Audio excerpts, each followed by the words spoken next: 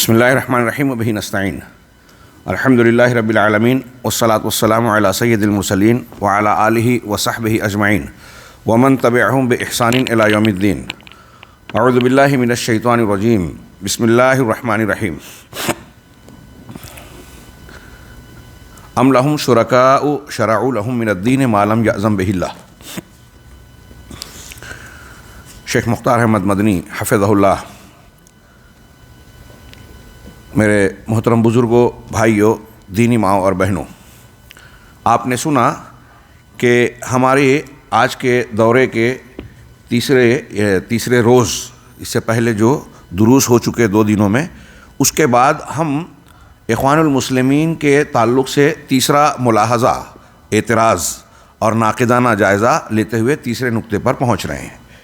اس سلسلے میں تیسرے ملاحظے کے طور پر صاحب کتاب نے یہ پیش کیا کہ اخوان المسلمون کا بدعتوں میں واقع ہو جانا، اور کہا کہ یہ کوئی تعجب کی بات نہیں ہے. جو گروہ، جماعت اور اس کے افراد شرک میں واقع ہو جائیں تو بدعات میں واقع ہونا اور اہل بدعت کی تائید کرنا، اس کا تعاون کرنا، ان سے کوئی بعید اور تعجب کی بات نہیں ہے. اس سلسلے میں ایک شعر پیش کیا کہ مَوَن یَہُن یسہل الہوان علیہ. جو شخص خود بے عزت ہو جائے، ذلیل ہو جائے، تو اب بے عزتی اور بدنامی کی چیز اس کے لیے کوئی مشکل بات نہیں ہے، پریشانی کی بات نہیں ہے، آسان ہو جاتی ہے. وما لجرح بمیت ایلام. کوئی مردہ لاش ہے، اگر اس کو تکلیف دی جائے، زخم دیا جائے، تو اس سے اس کو زحمت اور تکلیف نہیں ہوتی. شیخ نے آگے ذکر کیا کہ جن بدعات کو اخوان المسلمین نے اختیار کیا، ان میں بطور مثال، یہ مثال کے طور پر ہے اور 20 مثالیں پیش کی جا سکتی ہے. بطور مثال انہوں نے پیش کیا کہ نبی صلی اللہ علیہ وسلم کی محفل میلاد کا انعقاد کیا جانا اور اس میں اجتماعی طور سے شریک ہونا، پھر اس میں ایسے امور کو اختیار کرنا جو کتاب و سنت کے صریح خلاف ہیں، یہ بدعت ہے. اسی طریقے سے یہ یوم القدس، انقاذ القدس کے موقع پر 27 رجب کو، اور اسی کے ساتھ ساتھ اسی تاریخ میں ہے اسراء اور معراج کے لیے جشن بنانا، جشن مقرر کرنا. یہ ان بدعات میں سے ہے جو اخوان المسلمین کے یہاں بالکل صاف ہے. اور جیسا کہ ابھی شیخ نے بتایا کہ ان کے جماعت کے یا اس جماعت کے بانی مؤسس شیخ حسن البنا، ان کے بارے میں ہم پہلے بھی پڑھ چکے ہیں کہ وہ محفل میلاد میں بذات خود شریک ہوتے تھے، مزارات کی زیارت کے لیے جاتے تھے، اور سیدہ زینب کے جو عرس کا مقام ہوتا تھا سالانہ، اس میں بھی شرکت کرتے تھے. اور محفل میلاد میں شریک ہو کر انہوں نے جو اشعار پیش کیے، جس کا تذکرہ ہم اس سے پہلے کر چکے ہیں، ھذا الحبیب مع الاحباب قد حضرا وسامح الکل ما قد مضى وجرا.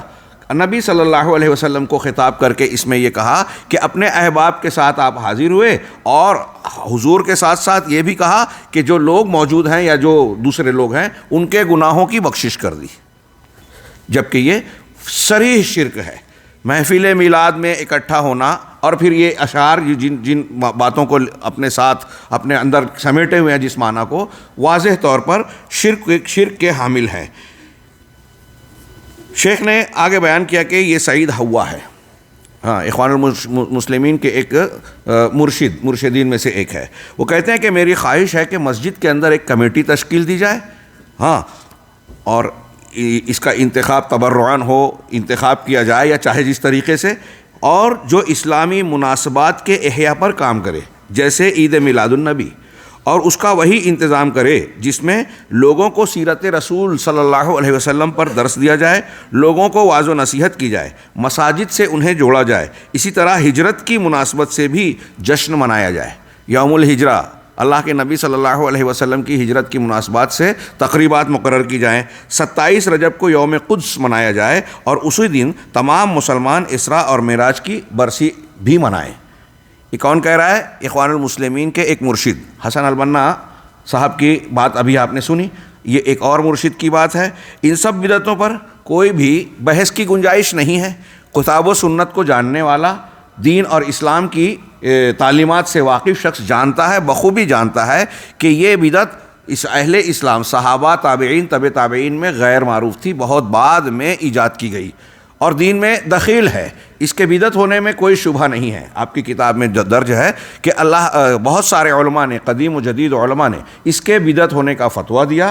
علامہ ابن باز، امام ابن باز رحمہ اللہ نے بھی اپنے فتاوے میں اس کو صراحتاً بدعت کہا. ہمارے ہاں دنیا کے تمام سلفی علماء اور بہت سارے غیر سلفی علماء بھی اس بات کے قائل ہیں کہ یہ اللہ کے نبی صلی اللہ علیہ وسلم اور صحابہ کرام کے طریقے میں شامل نہیں ہے.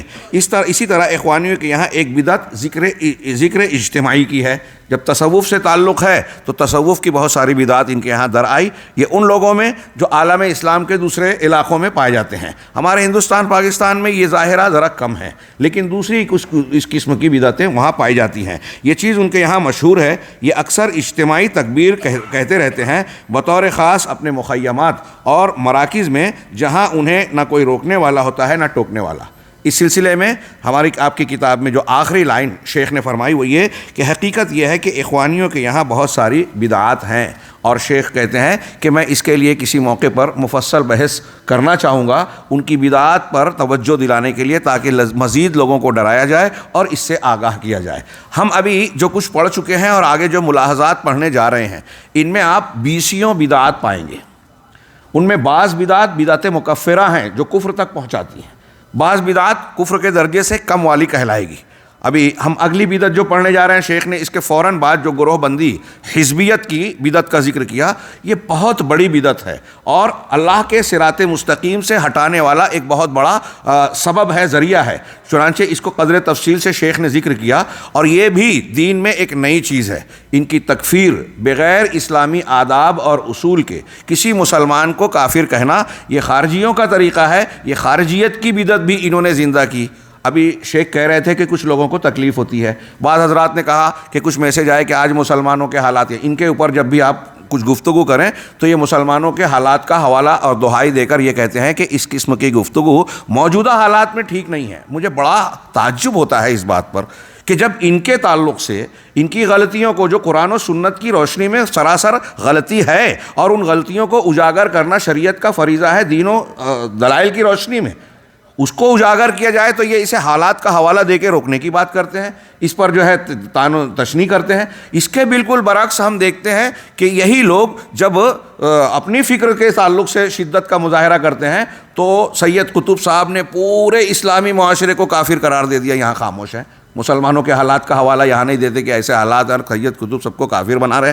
مولانا ابوالعالی مودودی صاحب یہی کہہ رہے ہیں. ایک زمانے تک ہمارے ہندوستان پاکستان کی جماعت اسلامی مولانا ابوالعالی مودودی صاحب کے جملے کی بنیاد پر یہ کہتی تھی کہ ووٹ دینا شرک ہے. آج ان کے یہاں سیاسی پارٹی بن کے الیکشن لڑ رہی ہے بنا کے. جو کل شرک تھا آج شرک نہیں رہا. ہاں، اور بھی سرکاری نوکری کے تعلق سے اور ان کے یہاں مناہج اور چیزیں چینج ہوتے رہتی ہیں، تبدیل ہوتے رہتی ہیں. ہاں، تو بہرحال حالات وہی ہیں.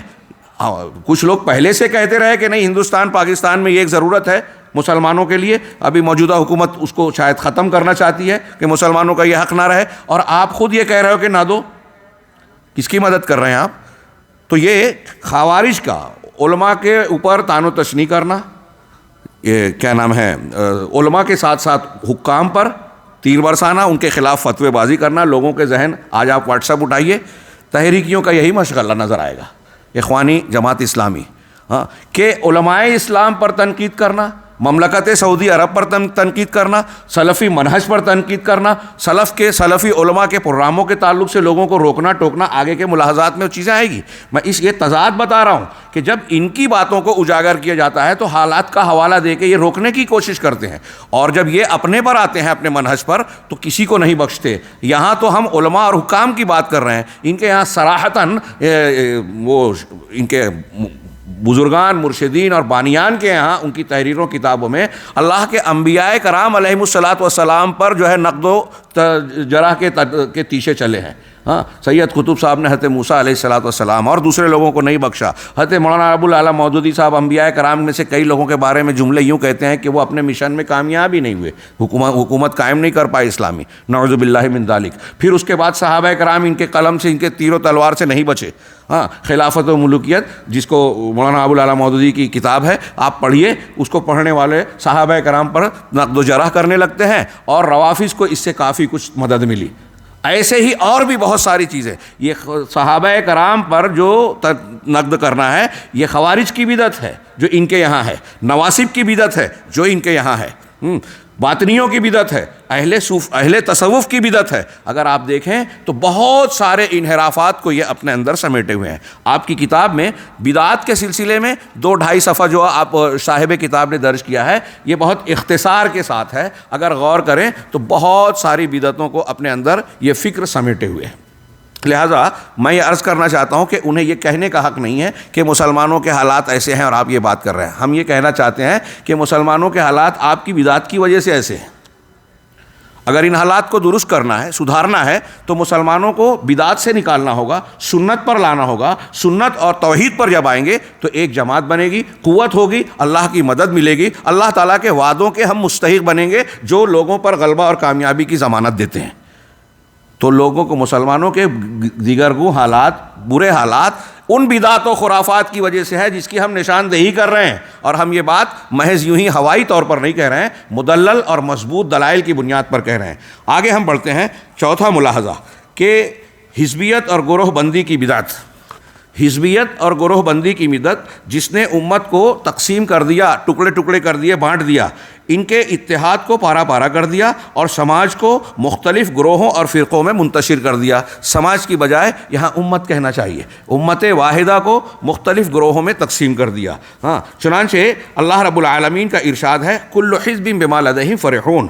ہر گروہ اپنے عقائد و اعمال پر, اپنے اعمال و عقائد پر خوش ہے, مگن ہے کہ میں جس منہج اور طریقے پہ ہوں بس وہی صحیح ہے, اور اپنے آپ کو تسلی دے کر جو ہے مصیبتوں, تکلیفوں, پریشانیوں سے غافل ہو کر مست ہے اپنی زندگی میں. یہ بہت بڑا دھوکہ ہے, اللہ رب العالمین نے اس کی نشاندہی کی. شیخ الاسلام علامہ ابن تیمیہ نے کہا کہ بدعت کے ساتھ اختلاف ضروری ہے جس طرح سنت کے ساتھ اتحاد و جماعت ضروری ہے. یاد کرنے والا جملہ ہے. اور یہ جو اعتراض کیا نا کہ ابھی مسلمانوں کے حالات ایسے ہیں, اور یہ اس کا جواب بھی ہے اس میں کہ اگر آپ بدعت پر رد نہیں کرتے تو آپ اسلام اور مسلمانوں کو تقویت نہیں پہنچا رہے ہیں, کمزور کر رہے ہیں. بدعت و خرافات, آگے امام خطابی کا قول آپ کی اس کتاب میں ہے, ہم شاید اس کو نہ پڑھیں, اس میں آپ پڑھیے کہ وہ کہتے ہیں کہ اگر بدعت اور خرافات کی وجہ سے ہی جماعتیں بنتی ہیں, گروہ بنتے ہیں, گمراہیاں آتی ہیں, اگر بدعت ہر قسم کو, ہر شخص کو یہ اجازت دے دی جائے کہ جس کی جو سمجھ میں آ رہا ہے دین کے طور پر قبول کرے, جس جماعت سے چاہے جڑ جائے, اور پھر کوئی مذائقہ نہیں ہے, تو پھر انبیاء اور رسولوں کے آنے کی ضرورت کیا تھی؟ دین کے نام پر آپ جو چاہے راستہ اختیار کر لیں. جہاں آپ کو کسی کی تقریر اچھی لگی, لائک کیا آپ نے, اور کسی کے فالوور بن گئے, آپ اس کے پیچھے لگ گئے, اور وہ صحیح ہے تو کسی کو غلط ہی نہ کہا جائے. تو پھر انبیاء کرام علیہ الصلوۃ والسلام کس لیے آئے؟ صحیح راستے کی نشاندہی کرنے کی کیا ضرورت ہے؟ انبیاء کا آنا, اللہ تبارک و تعالیٰ کا یہ انتظام کرنا, اتنے اہتمام سے قرآن اور ہدایت کو نازل کرنا, اس کی حفاظت کرنا, علماء کرام کے ذریعے سے حجت کو پورا کرنا, یہ اس بات کی دلیل ہے کہ اللہ رب العالمین کا صراط مستقیم یہ ایک ہی ہے, اور اسے سیکھنا ہوگا, اور جو اس سے ہٹے گا وہ گمراہی اور جہنم کے راستے پہ جائے گا. اگر اسے بچانا ہے تو اسے سیدھے راستے کی طرف واپس دعوت دینا پڑے گی. اور ایسا کرنے کے لیے ابھی آپ نے سنا کہ تحلیہ کے لیے اس سے پہلے تزکیے کی ضرورت ہے. آپ توحید کی تعلیم سے کسی کو آشنا اور آراستہ کریں, اس سے زیادہ ضروری ہے کہ آپ شرک سے اس کو صاف کریں, گندگی سے اس کو نکالیں. سنت کا خگر بنانے سے پہلے ضروری ہے کہ بدعات سے اس کی صفائی کریں. تصفیہ, تزکیہ, یہ نبی کا کام ہے, انبیاء کرام کا کام ہے. اس پر آپ ہمیں درس نہ دیجئے کہ ایسے حالات ہیں اور یہ ایسے حالات ہیں اسی لیے ہم یہ کہہ رہے ہیں. ان حالات کی اصلاح اسی راستے سے ہوگی. علامہ ابن تیمیہ کہہ رہے ہیں کہ سنت بدعت سے اختلاف ضروری ہے, اور سنت سے اجتماع اور اس سے وابستگی ضروری ہے. چنانچہ جو سنت پر چلتے ہیں ان کو اہل السنہ والجماعہ کہا جاتا ہے, جس طرح اہل البدع, بدعت کے مرتکبین کو اہل البدع والفرقہ کہا جاتا ہے. شیخ احمد بن یحییٰ نجمی, میں ابھی اردو کتاب سے پڑھ رہا ہوں, آپ دیکھ سکتے ہیں کہ شیخ احمد بن یحییٰ النجمی رحمہ اللہ نے کہا کہ پتہ چلا کہ حزبیت اور گروہ بندی بدعت ہے. ایک لمبی تفصیل مورد العذب الزلال میں اس موضوع پر انہوں نے بہت لمبی بحث کی اور بڑی پیاری دلیلیں دی, اور اخوان المسلمین اور ان کے ہم فکر لوگوں کے تعلق سے جو انہوں نے روش اور راستہ اختیار کیا ہے اس کے بارے میں بتایا کہ اس راستے کا لازمی تقاضا ہے کہ آپ حزبیت میں چلے گئے. گروہ بندی میں چلے گئے، صراط مستقیم سے ہٹ گئے، اہل صراط مستقیم سے بغض و عناد دشمنی مول لے لی اور اہل بدعت کے معاون و مددگار بن گئے، اور حالات اس کے شاہد ہیں کہ یہ لوگ اہل الحق سے کے مخالف ہوتے ہیں اور رفض و تشیع کے ماننے والے، بدعت و خرافات کرنے والے ان کی طرف سے دفاع کرتے ہیں، ان کا ساتھ دیتے ہیں۔ ہاں، آپ اس کا مشاہدہ چاروں طرف آج کے ماحول میں بھی کر سکتے ہیں۔ وہ کہتے ہیں کہ یہ بدعت ہے، حزبیت اور گروہ بندی بدعت ہے، کیونکہ اللہ تعالیٰ نے مختلف جگہوں پر اس کی مذمت کی ہے، اور رسول اللہ صلی اللہ علیہ وسلم نے متعدد حدیثوں میں اس سے روکا ہے۔ یہ بالکل صاف تعلیم ہے، ہاں، سورج کی روشنی سے زیادہ واضح بات ہے کہ اسلام گروہ بندی، حزبیت، افتراق، فرقہ بندی کو منع کرتا ہے، مذموم بتاتا ہے، اس کو گمراہی قرار دیتا ہے۔ شیخ صالح الحیدان رحمہ اللہ سے سوال کیا گیا، شیخ صالح ابھی کچھ دنوں پہلے اس دنیا سے رخصت ہوئے، اللہ ان کو غریق رحمت کرے۔ وہ کہتے ہیں، ان سے پوچھا گیا کہ کیا اخوان المسلمین اور تبلیغی جماعت صحیح منہج والوں میں سے ہیں؟ ایک عالم دین سے یہ سوال کیا گیا، معتبر ثقہ، چنانچہ آپ نے جواب دیا، اخوان المسلمین اور تبلیغی جماعت دونوں صحیح منہج والوں میں سے نہیں ہیں۔ اب کسی کو برا لگے، لیکن انہوں نے اپنی ذمہ داری پوری کی۔ جرح و تعدیل کے تعلق سے شخصیات کا احترام یا ان کا لحاظ نہیں کیا جائے، دین کا لحاظ کیا جائے گا۔ یہاں ان کو برا لگنے کا خیال کر کے ہم خاموشی اختیار کریں تو ہم اللہ رب العالمین کے یہاں جو ہے خیانت کرنے والے کہلائیں گے، وہاں جواب دینا ہوگا۔ تو لوگوں کی ناراضگی بڑا مسئلہ ہے یا اللہ کا ناراض ہونا؟ ان اہل علم نے، امانت دار علماء نے اللہ کی ناراضگی سے بچنے کے لیے سچائی کا ساتھ دیا، چنانچہ وہ کہتے ہیں کہ دونوں صحیح منہج والوں میں سے نہیں ہیں۔ شیخ عبد المحسن العباد حفظہ اللہ نے اخوانی جماعت اور تبلیغی جماعت پر نقد کرتے ہوئے، ان پر تنقید کرتے ہوئے کہا کہ یہ دونوں، ان سے سوال ہوا کہ کیا یہ اہل حق ہیں، تو کہا کہ یہ دونوں 14ویں صدی ہجری کی پیداوار ہے۔ 14ویں صدی ہجری سے پہلے ان کا وجود تھا ہی نہیں، یہ موجود ہی نہیں تھے۔ ان کا ایک جملہ ہے جو اردو میں نہیں ہے کہ یہ عالم اموات میں تھے اور 14ویں صدی میں ان کا وجود ہوا، یہ ان کی پیدائش ہوئی۔ اب اس کے بعد کہہ رہے ہیں کہ میں یہ کہتا ہوں کہ اللہ تبارک و تعالیٰ تفرق اور تحزب، حزبیت اور گروہ بندی، فرقہ بندی اختیار کرنے پر قرآن و سنت کی بہت سی دلیلیں، متعدد دلیلیں ہیں جو دلالت کرتی ہیں۔ اس کے بعد شیخ نے کئی قرآن کی آیتیں نقل کی، میں صرف اشارہ کر رہا ہوں، آپ ترجمہ اور اس کی تشریحات سنتے رہتے ہیں۔ اللہ تبارک و تعالیٰ نے ارشاد فرمایا، وَإِنَّ هَٰذِهِ أُمَّتُكُمْ أُمَّةً وَاحِدَةً وَأَنَا رَبُّكُمْ فَاتَّقُونِ فَتَقَطَّعُوا أَمْرَهُمْ بَيْنَهُمْ زُبُرًا كُلُّ حِزْبٍ بِمَا لَدَيْهِمْ فَرِحُونَ، کہ یہ تمہاری ایک امت ہے اور میں تمہارا پروردگار، میں ایک رب ہوں، ایک رب کو ماننے والے ایک جماعت ہونی چاہیے، اتحاد اس کا تقاضا ہے، توحید کا، توحید رب کا تقاضا ہے، توحید صف ہو، آپس میں صف، مسلمانوں کی صف بندی ہو، اور میں تمہارا رب ہوں، پس مجھی سے ڈرو، مجھ سے ہی بچو۔ فَتَقَطَّعُوا أَمْرَهُمْ بَيْنَهُمْ، لیکن اس صریح تعلیم اور واضح ہونے کے باوجود جو ہے پھر وہ اپنے معاملے میں آپس میں کئی گروہ ہو کر ٹکڑے ٹکڑے ہو گئے، ان کا معاملہ الگ الگ ہو گیا، جماعتیں منہج الگ الگ بنا لیا اور اپنے درمیان الگ الگ راستے بنا کر ٹکڑوں میں بٹ گئے۔ اب ٹکڑوں میں بٹنے کے بعد ہر گروہ جس کے پاس جو ہے وہ اس میں مگن ہے، خوش ہے۔ یہ قرآن کی آیت کہہ رہی ہے۔ اگلی آیت میں اللہ نے فرمایا، ان الذین فرقوا دینہم وکانوا شیعا لست منہم فی شیء۔ ایک جملہ کافی ہے، قرآن کا یہ ارشاد، رب العالمین کا بالکل صریح صاف فرمان، کہ جن لوگوں نے اپنے دین کو ٹکڑے ٹکڑے کر دیا، فرقوا دینہم وکانوا شیعا، اور وہ گروہوں میں بٹ گئے، آپ کا ان سے کچھ بھی تعلق نہیں۔ لست منہم فی، کسی بھی چیز میں لفظی ترجمہ ہوگا کہ آپ ان سے کسی بھی چیز میں نہیں ہیں، یعنی آپ ان سے براءت کا اظہار کیے، تعلق مت اختیار کیجئے، مسلمانوں کے کیسے بھی حالات ہوں، مسلمانوں کے حالات ایسے ہیں اور آپ یہ بات کر رہے ہو، مسلمانوں کے حالات ایسے ہیں اور قرآن کی آیت پڑھی جا رہی ہے، یہ ہم کہہ سکتے ہیں؟ اللہ رب العالمین کہہ رہا ہے، جن لوگوں نے دین کو ٹکڑوں میں بانٹ دیا، گروہ گروہ بن گئے، کیسے دین کے ٹکڑے کیے، کیسے گروہ بنے؟ انہی بدعات کی وجہ سے، نئے مناہج کی وجہ سے، قرآن و سنت سے ہٹ کر جو نئے اصول اختیار کیے گئے، بنائے گئے، ان سے ہی تو گروہ بنتے ہیں۔ گروہ بنتے کیسے ہیں؟ جس کی مذمت ان آیتوں میں کی گئی، آپ اللہ رب العالمین کے فرمان کو مانیں گے یا نہیں مانیں گے؟ اور نہیں مانے تو مسلمان رہیں گے یا نہیں رہیں گے؟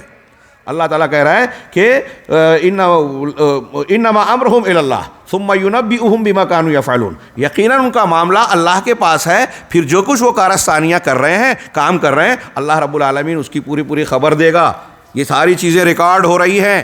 ہاں، یہ چیز ایسے ہی نہیں ہے، اور یہ آپ کے اور میرے اختیار اور سوجھ بوجھ پہ نہیں ہے کہ مجھے یہ پسند آ رہا ہے، مجھے یہ ناپسند ہے تو میں اپنی پسند کے مطابق فیصلے کروں۔ یہ اللہ رب العالمین کا فیصلہ کن معاملہ ہے کہ دین میں تفرق اختیار کرنے والوں کا آپ سے تعلق نہیں ہے۔ ہاں، میں چاہتا تھا کہ یہ کافی طویل بحث ہے، یہاں آیتوں کی طرف صرف اشارہ کر دوں۔ آپ ملاحظہ فرمائیں، اللہ تعالیٰ کا ایک اور ارشاد انہوں نے نقل کیا، وَلَا تَكُونُوا مِنَ الْمُشْرِكِينَ مِنَ الَّذِينَ فَرَّقُوا دِينَهُمْ وَكَانُوا شِيَعًا لَسْتَ مِنْهُمْ فِي شَيْءٍ وَكَانُوا شِيَعًا كُلُّ حِزْبٍ بِمَا لَدَيْهِمْ فَرِحُونَ۔ شیخ کہہ رہے، اللہ تعالیٰ فرما رہا ہے کہ آپ مشرکین میں سے نہ ہو جائیں۔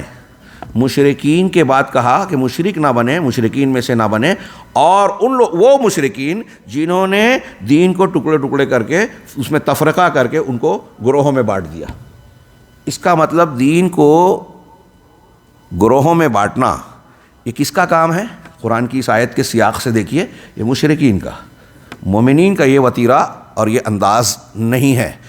اب آپ یہ کہتے ہو کہ شرک کرو کہ نہ کرو، بدعت کرو کہ نہ کرو، میلاد پڑھو کہ نہ پڑھو، ہاں فاتحہ کرو کہ نہ کرو، تعزیہ بناؤ کہ نہ بناؤ، قبر پہ جاؤ کہ نہ جاؤ، نماز ایسے پڑھو کہ ویسے پڑھو، چاہے جو چاہے کرو، ایک ہو جاؤ۔ اب آپ کی یہ بات ایک سامنے رکھی جائے اور قرآن کی یہ بات رکھی جائے سامنے کہ جب آپ یہ کہہ رہے ہو کہ چاہے یہ کرو یہ نہ کرو، مطلب گروہ میں بٹتے جاؤ، الگ الگ راستے اختیار کرتے جاؤ اور مختلف اس مسلمانوں کے فرقے اور گروہ بنا دو اور پھر مسلمان بنے رہو۔ تو قرآن تو کہہ رہا ہے کہ یہ کام مشرکین کا ہے۔ اسی طریقے سے اور بھی قرآن کی آیتیں ہیں۔ اس کے بعد شیخ نے اللہ کے نبی صلی اللہ علیہ وسلم کی ایک روایت نقل کی جو بخاری مسلم کی بڑی مشہور روایت ہے۔ حضرت ابو ہریرہ روایت کرتے ہیں کہ آپ نے فرمایا صلی اللہ علیہ وسلم، ان اللہ یرضی لکم ثلاثا ویسخط لکم ثلاثا، یرضی لکم ان تعبدوہ ولا تشرکوا بہ شیئا وان تعتصموا بحبل اللہ جمیعا ولا تفرقوا وان تناصحوا ما واللہ اللہ امرکم۔ اللہ اس سے خوش ہوتا ہے کہ تم صرف اس کی عبادت کرو، اس کے ساتھ کچھ بھی شیئن، کچھ بھی معمولی سا بھی شرک نہ کرو۔ سیدہ زینب کے مزار پہ جا کے آپ شعر پڑھو گے، میلاد النبی کے محفل میں آپ اللہ کے رسول کے آنے اور گناہوں کی بخشش کا عقیدہ رکھو گے تو بہت بڑا شرک ہو گیا۔ اور اللہ کہہ رہا ہے کچھ بھی شرک نہ کرو۔ جو لوگ ایسی فکروں سے وابستہ ہیں وہ غور کریں کہ وہ کن کے پیچھے جا رہے ہیں، اللہ تعالیٰ کے فرمان کے خلاف ورزی کر رہے ہیں یا نہیں کر رہے ہیں، کہ اللہ اس سے خوش ہوتا ہے کہ اس کے ساتھ شرک نہ کیا جائے، صرف اس کی عبادت کی جائے۔ وَأَن تَعْتَصِمُوا بِحَبْلِ اللَّهِ جَمِيعًا، اور سب مل کر اللہ کی رسی کو مضبوط پکڑ لیں۔ ہاں، فرقوں میں نہ بٹے، وَلَا تَفَرَّقُوا، یہ قرآن کی آیت میں بھی موجود ہے ٹکڑا۔ اب اس میں دونوں جملوں کو ملا ہے کہ مل کر رسی پکڑنا ہے، فرقہ نہیں بننا ہے۔ اس کا مطلب اگر مسلمانوں میں فرقہ پایا جا رہا ہے تو اس کا مطلب یہ ہوا کہ مل کر رسی کو نہیں پکڑا ہے، اور رسی کو پکڑا ہوتا تو فرقہ نہیں ہوتا۔ تو ہم یہ کہہ رہے ہیں، ہماری دعوت یہی ہے کہ اللہ کی رسی کو مضبوط پکڑ لی جائے۔ اللہ کی رسی کیا ہے؟ قرآن، اسلام، دین، محمد رسول اللہ صلی اللہ علیہ وسلم۔ آپ میزان ہیں۔ علامہ ابن قیم اور بہت سارے سلف کا جملہ ہے کہ سب سے بڑا میزان حق و باطل کے سلسلے میں جناب محمد رسول اللہ صلی اللہ علیہ وسلم اور آپ کی تعلیمات ہیں۔ آپ کی بنیاد پر اکٹھا ہوں، آپ کی بنیاد پر رسی کو مضبوط پکڑا جائے، آپ کی سنتوں کو پکڑ لیا، رسی کو پکڑ لیا۔ لیکن آپ کہہ رہے ہیں کہ سنت چھوٹے چھوٹے چلے گا، ایک ہو جاؤ، کیسے ممکن ہے؟ قرآن کے یہ فرمان اور بہت ساری نصوص کی خلاف ورزی ہے۔ تو پہلی بات، اور یہ کہ اللہ نے تمہارے معاملے کا ذمہ دار جنہیں بنایا ہے، تمہارے حکام اور علماء، ان کے ساتھ خیر خواہی کرو، باہم خیر خواہی۔ ابھی ہم آگے ملاحظات میں فرمائیں گے کہ اخوان المسلمین، جماعت اسلامی اور ان کے جو ہم فکر افراد اور تنظیمیں ہیں، حزب التحریر، بوکو حرام، فلاں اور فلاں، یہ لوگ ان نصیحتوں اور اللہ کے رسول صلی اللہ علیہ وسلم کی ہدایات پر عمل نہیں کرتے، اس کو قبول کرنے کے لیے تیار نہیں ہے، اور یہی خارجیت ہے۔ حکام کے ساتھ خیر خواہی کی بجائے انقلاب، مخالفت، احتجاج، مظاہرہ، یہ جدید دور کی بدعت ہے جو قدیم خارجیت سے مستعار لی گئی ہے۔ چنانچہ اس کے بعد 3 چیزوں سے ناپسندیدگی کا اظہار ہے: کیل و کال، بہت زیادہ سوال، کھود کرید، اور مال کو ضائع کرنا۔ حضرت ارباز ابن ساریہ رضی اللہ تعالیٰ عنہ کی حدیث بھی پیش کی گئی جس میں اللہ کے رسول نے فرمایا کہ تم میں جو زندہ رہے گا، آخری وصیت کی دمام میں اس پر قدر تفصیل سے گفتگو ہوئی شیخ ربیع کے محاضرے کی روشنی میں. تو اس میں اللہ کے رسول نے وصیت کرتے ہوئے کہا کہ تم پر تقوی لازم ہے اور سمع و طاعت کرنا. اور دیکھو میرے بعد تم زندہ جو رہے گا وہ بہت سارا اختلاف دیکھے گا. اختلافات جب دیکھو گے تو یہ مت کہنا کہ فلاں تنظیم سے میں جڑ گیا, فلاں گروہ سے جڑ گیا, فلاں امام کو پکڑ لیا, فلاں سلسلہ طریقت سے بیعت ہو گیا. یہ راستہ نجات کا نہیں ہے. سفینہ نجات کیا ہے طوفان نوح میں؟ فتنوں کے طوفان میں کہا علیکم بسنتی و سنت الخلفاء الراشدین المہدیین من بعدی, میری سنت اور میرے خلفائے راشدین ہدایت یافتہ جو ہیں ان کی سنت. راشدین کہا اور مہدیین کہا, دونوں کو ملا کر مطلب خلفائے راشدین کی جو ہے تعدیل کی اللہ کے رسول صلی اللہ علیہ وسلم نے کہ خلفائے راشدین رشد والے ہیں اور ہدایت والے ہیں. وہ معیار بنا دیے گئے اللہ اور رسول کی طرف سے ہمارے اور آپ کے لیے. ایسی تعدیل اور کسی کے لیے نہیں کی گئی ہے اللہ اور رسول کی طرف سے جو صحابہ کرام کے لیے کی گئی ہے. ان کو برا بھلا کہنا, ان کے منہج کو چھوڑ کر دوسروں کا منہج اور طریقہ اختیار کرنا سراحت گمراہی ہے, نبی صلی اللہ علیہ وسلم کے فرمان کی مخالفت ہے. تو اللہ کے رسول صلی اللہ علیہ وسلم نے اپنے اور اپنے خلفائے راشدین کی پیروی کرنے کا حکم دیا. کب؟ جب اختلافات ہوں, الگ الگ مناہج ہوں, نئے نئے راستے بدعت اور خرافات ہمارے سامنے پیش ہوں. تو ان فتنوں میں ہمارے وہ نوجوان غور کریں, ان تک ہماری بات پہنچے تو سنجیدگی سے غور کریں, توبہ کریں اور اللہ اور رسول کی ان باتوں کو صلی اللہ علیہ وسلم, اللہ اور رسول صلی اللہ علیہ وسلم کی ان باتوں کی طرف رجوع کریں کہ ہمارے لیے بچاؤ کا ذریعہ قرآن اور سنت ہے. اور سنت کو سمجھنا ہے خلفائے راشدین اور صحابہ کرام کے منہج پر, جیسا کہ یہ اور دوسری بہت ساری دلیلیں بتاتی ہے کہ نجات پانے والا گروہ جو ہے میرے اور میرے صحابہ کے طریقے پہ ہوگا. 72 جہنم میں جائیں گے. اللہ کے رسول صلی اللہ علیہ وسلم نے قیامت تک کے کیسے بھی حالات ہوں اس کے لیے ہم کو ہدایت دی. ایسے حالات ہیں اور ایسی بات کر رہے ہو, ایسے ہی حالات کے لیے اللہ کے رسول نے یہ بیان کیا, یہ تفصیل بتائی ہم کو بچانے کے لیے, سنبھالنے کے لیے. شیخ الاسلام علامہ ابن تیمیہ کہتے ہیں, آگے شیخ کہتے ہیں, ان بعض نصوص کو پیش کرنے کے بعد یہاں ضمناً ایک بات ذکر کی بڑی اچھی کہ اتحاد و اتفاق ولی امر کی پیروی سمع و طاعت ضروری ہے. مسلمانوں کی جماعت اور اکٹھا, جیسے اب یہ سعودی عرب ہے مملکہ, یہاں والی امر موجود ہے, اس کی سمع و طاعت ضروری ہے. والی امر بذات خود اگر کچھ کاموں کو بانٹتا ہے کہ آپ حدیث کا کام کیجئے, آپ قرآن کا کام کیجئے, آپ جو ہے نظم و ضبط دیکھیے, آپ مساجد کی نگرانی کیجئے, فلاں الگ الگ کمیٹیاں بناتا ہے والی امر بذات خود انتظامات اور کاموں کی تقسیم کے لحاظ سے, تو یہ الگ الگ گروہ نہیں ہیں. یہ فطری تقاضا ہے انتظام و نبی کریم صلی اللہ علیہ وسلم جس طرح سرایا کو بھیجا کرتے تھے, بعض کاموں کو بعض صحابہ کے حوالے کرتے تھے, صحابہ اور خلفائے راشدین گورنر بناتے تھے, مختلف معاملات کا ذمہ دار بنایا کرتے تھے صحابہ کرام میں سے. تو اس طریقے سے یہ ایک ہی جماعت ہوگی, یہ ایک ضرورت ہے. اس میں تعاونوا علی البر والتقوی ولا تعاونوا علی الاثم والعدوان کے تحت جو آپ کی کتاب میں اس کا خلاصہ اپنے الفاظ میں بیان کر رہا ہوں, اس کی روشنی میں ایک دوسرے کا تعاون کیا جائے گا. شیخ صفحہ نمبر 89 پر آپ دیکھیے, شیخ الاسلام نے ایک دوسری جگہ کہا ہے کہ اور گمراہ لوگ جنہوں نے اپنے دین کو فرقوں میں بانٹ دیا اور مختلف گروہ میں منتشر ہو گئے وہ اہل بدعت اور اہل شبہات ہیں, جیسا کہ مجاہد نے کہا ہے. علماء کرام, اب اس کے بعد شیخ نے کہا کہ علماء کرام کے فتاووں کو سنو جو اس ملک کے اندر, سعودی عرب کی بات کہی غالباً انہوں نے, اس ملک کے اندر گروہ بندی اور انتشار پھیلانے والوں سے منع کرتے ہیں اور فرقوں کو اس ملک کے اندر وجود بخشنا بغیر حاکم کی اجازت کے صریح معصیت اور واضح مخالفت ہے. اب یہاں ایک حکومت قائم ہے, سمع و طاعت کا مرکز ہے دینی نقطۂ نظر سے بھی. اب ان کی اجازت اور ان کے علم میں لائے بغیر آپ کوئی تنظیم بناتے ہیں, کوئی گروہ بناتے ہیں, یہ قرآن و حدیث کی مخالفت ہے. اخوان المسلمین کا آگے آ رہا ہے ایک ملاحظہ کہ ان کے یہاں سریت ہوتی ہے اور مسلم ملک اور حاکم کے ماتحت رہتے ہوئے اندر سے الگ گروہ اور الگ بیعت کا ایک رواج دیا انہوں نے. یہ بھی بدعت ہے, شریعت کی تعلیمات کے خلاف ہے. ہمارے ملاحظات چاہے کم ہوں لیکن گفتگو کے درمیان بعض ایسے ملاحظات کا ذکر آ رہا ہے جہاں تک شاید ہم پہنچ نہ پائیں. تو بہرحال یہ کہہ رہے ہیں کہ اس ملک کے اندر یہ ایسے گروہ بندی صریح معصیت اور واضح مخالفت ہے. ان گروہوں کے ساتھ جانے والا اللہ اور اس کے رسول کا نافرمان ہوگا. اگر کوئی ایسے لوگوں سے خفیہ اندھیرے میں بیعت کرتا ہے, جڑتا ہے, وہ اللہ اور رسول کی نافرمانی ہے. اس کی صرف حکومت کی مخالفت نہیں ہے, اللہ اور رسول کی بھی ہے, کیونکہ اللہ اور اس کے رسول نے حاکم کی اطاعت کا حکم دیا ہے. اور یہ گروہ پسند جو خفیہ جماعت بناتے ہیں ان کے سیاسی مقاصد بھی ہوتے ہیں, حاکم کی مخالفت کرتے ہیں اور گروہ بندی کو جنم دے کر اس ملک کی اجتماعیت اور وحدت کو پارا پارا کرنے کا پلان بناتے ہیں, پلان رکھتے ہیں. بہت اہم بات ہے. ہاں کل ہمارے دمام میں جو خطاب ہو اس میں اس کی کچھ باتیں آئیں کہ اسلام میں سریت نہیں ہے, چھپ چھپا کر کام کیا جائے, پردے میں کیا جائے, اندھیرے میں کیا جائے, سوشل میڈیا پر خفیہ اکاؤنٹ سے یا خفیہ نام سے آپ جو ہے وہ پوسٹ کریں اور حکومت کو تنقید کا نشانہ بنائیں, لوگوں میں جو ہے بے چینی پیدا کریں, لوگوں کے ذہن و دماغ کو خراب کریں. یہ خارجیت ہے, اسلام کی تعلیم کے صریح خلاف ہے. ابھی آپ نے جو حدیث پڑھی اور ایسی اور بھی دلیل ہے کہ ذمہ دار کے ساتھ آپ خیر خواہی کریں.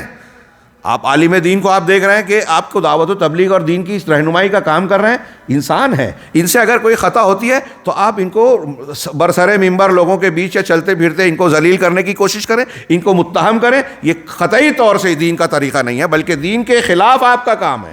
آپ ان کو مجروح کر کے ان کی دعوت کو مجروح کر رہے ہیں, اسلام کو کمزور کر رہے ہیں, مسلم سماج کو کمزور کر رہے ہیں. یہ آج ہمارے یہاں بہت سارے دانشوران سمجھنے کے لیے تیار نہیں, ہاں بہت عقل مندی کی باتیں کرتے ہیں. اور میں اس طبقے کے بارے میں ایک جملہ کہا کرتا ہوں, ہاں جماعت اسلامی, حزبیت, اخوانیت والے, کہ یہ لوگ بنہایت دانشورانہ انداز میں عظیم الشان قسم کی حماقتیں انجام دیتے ہیں. یہ میں کوئی ہوائی بات یا جذباتی بات نہیں کہہ رہا ہوں. آپ ان کے دیکھیے کہ انہوں نے اکثر و بیشتر جو بڑے بڑے قضیے ہوئے نا, تو عموماً یہ لوگ انہی کے ساتھ رہے جو غلط تھے. ابھی کسی نے کوئی مجھے بتایا, ایک بعض احباب نے کہ کسی پوسٹ میں بتایا کہ میں نے صدام حسین کو صحیح کہا ہے, اور پھر اس کے مقابلے میں پیش کیا کہ بھائی فجوہ لجنا وغیرہ نے صدام حسین کے بارے میں یہ کہا ہے. یہ انتہائی شرارت انگیز بات ہے, ہاں بدنیتی پر مشتمل بات ہے. میں نے کبھی صدام حسین کی اس پارٹی باسی فکر اور اس کی تائید کی ہی نہیں, اور کی ہوگی تو مسترد کرنے کے لائق ہے, سوال ہی نہیں پیدا ہوتا. لیکن میں نے یہ کہا اور آج کہہ رہا ہوں پھر سے کہ جب صدام حسین غلط تھا تو اخوانی اور جماعت اسلامی اس کا ساتھ تھے, جب وہ صحیح تھا تو اس کے مخالف تھے. نوٹ کیجئے یہ بات, یہ نشر کیجئے.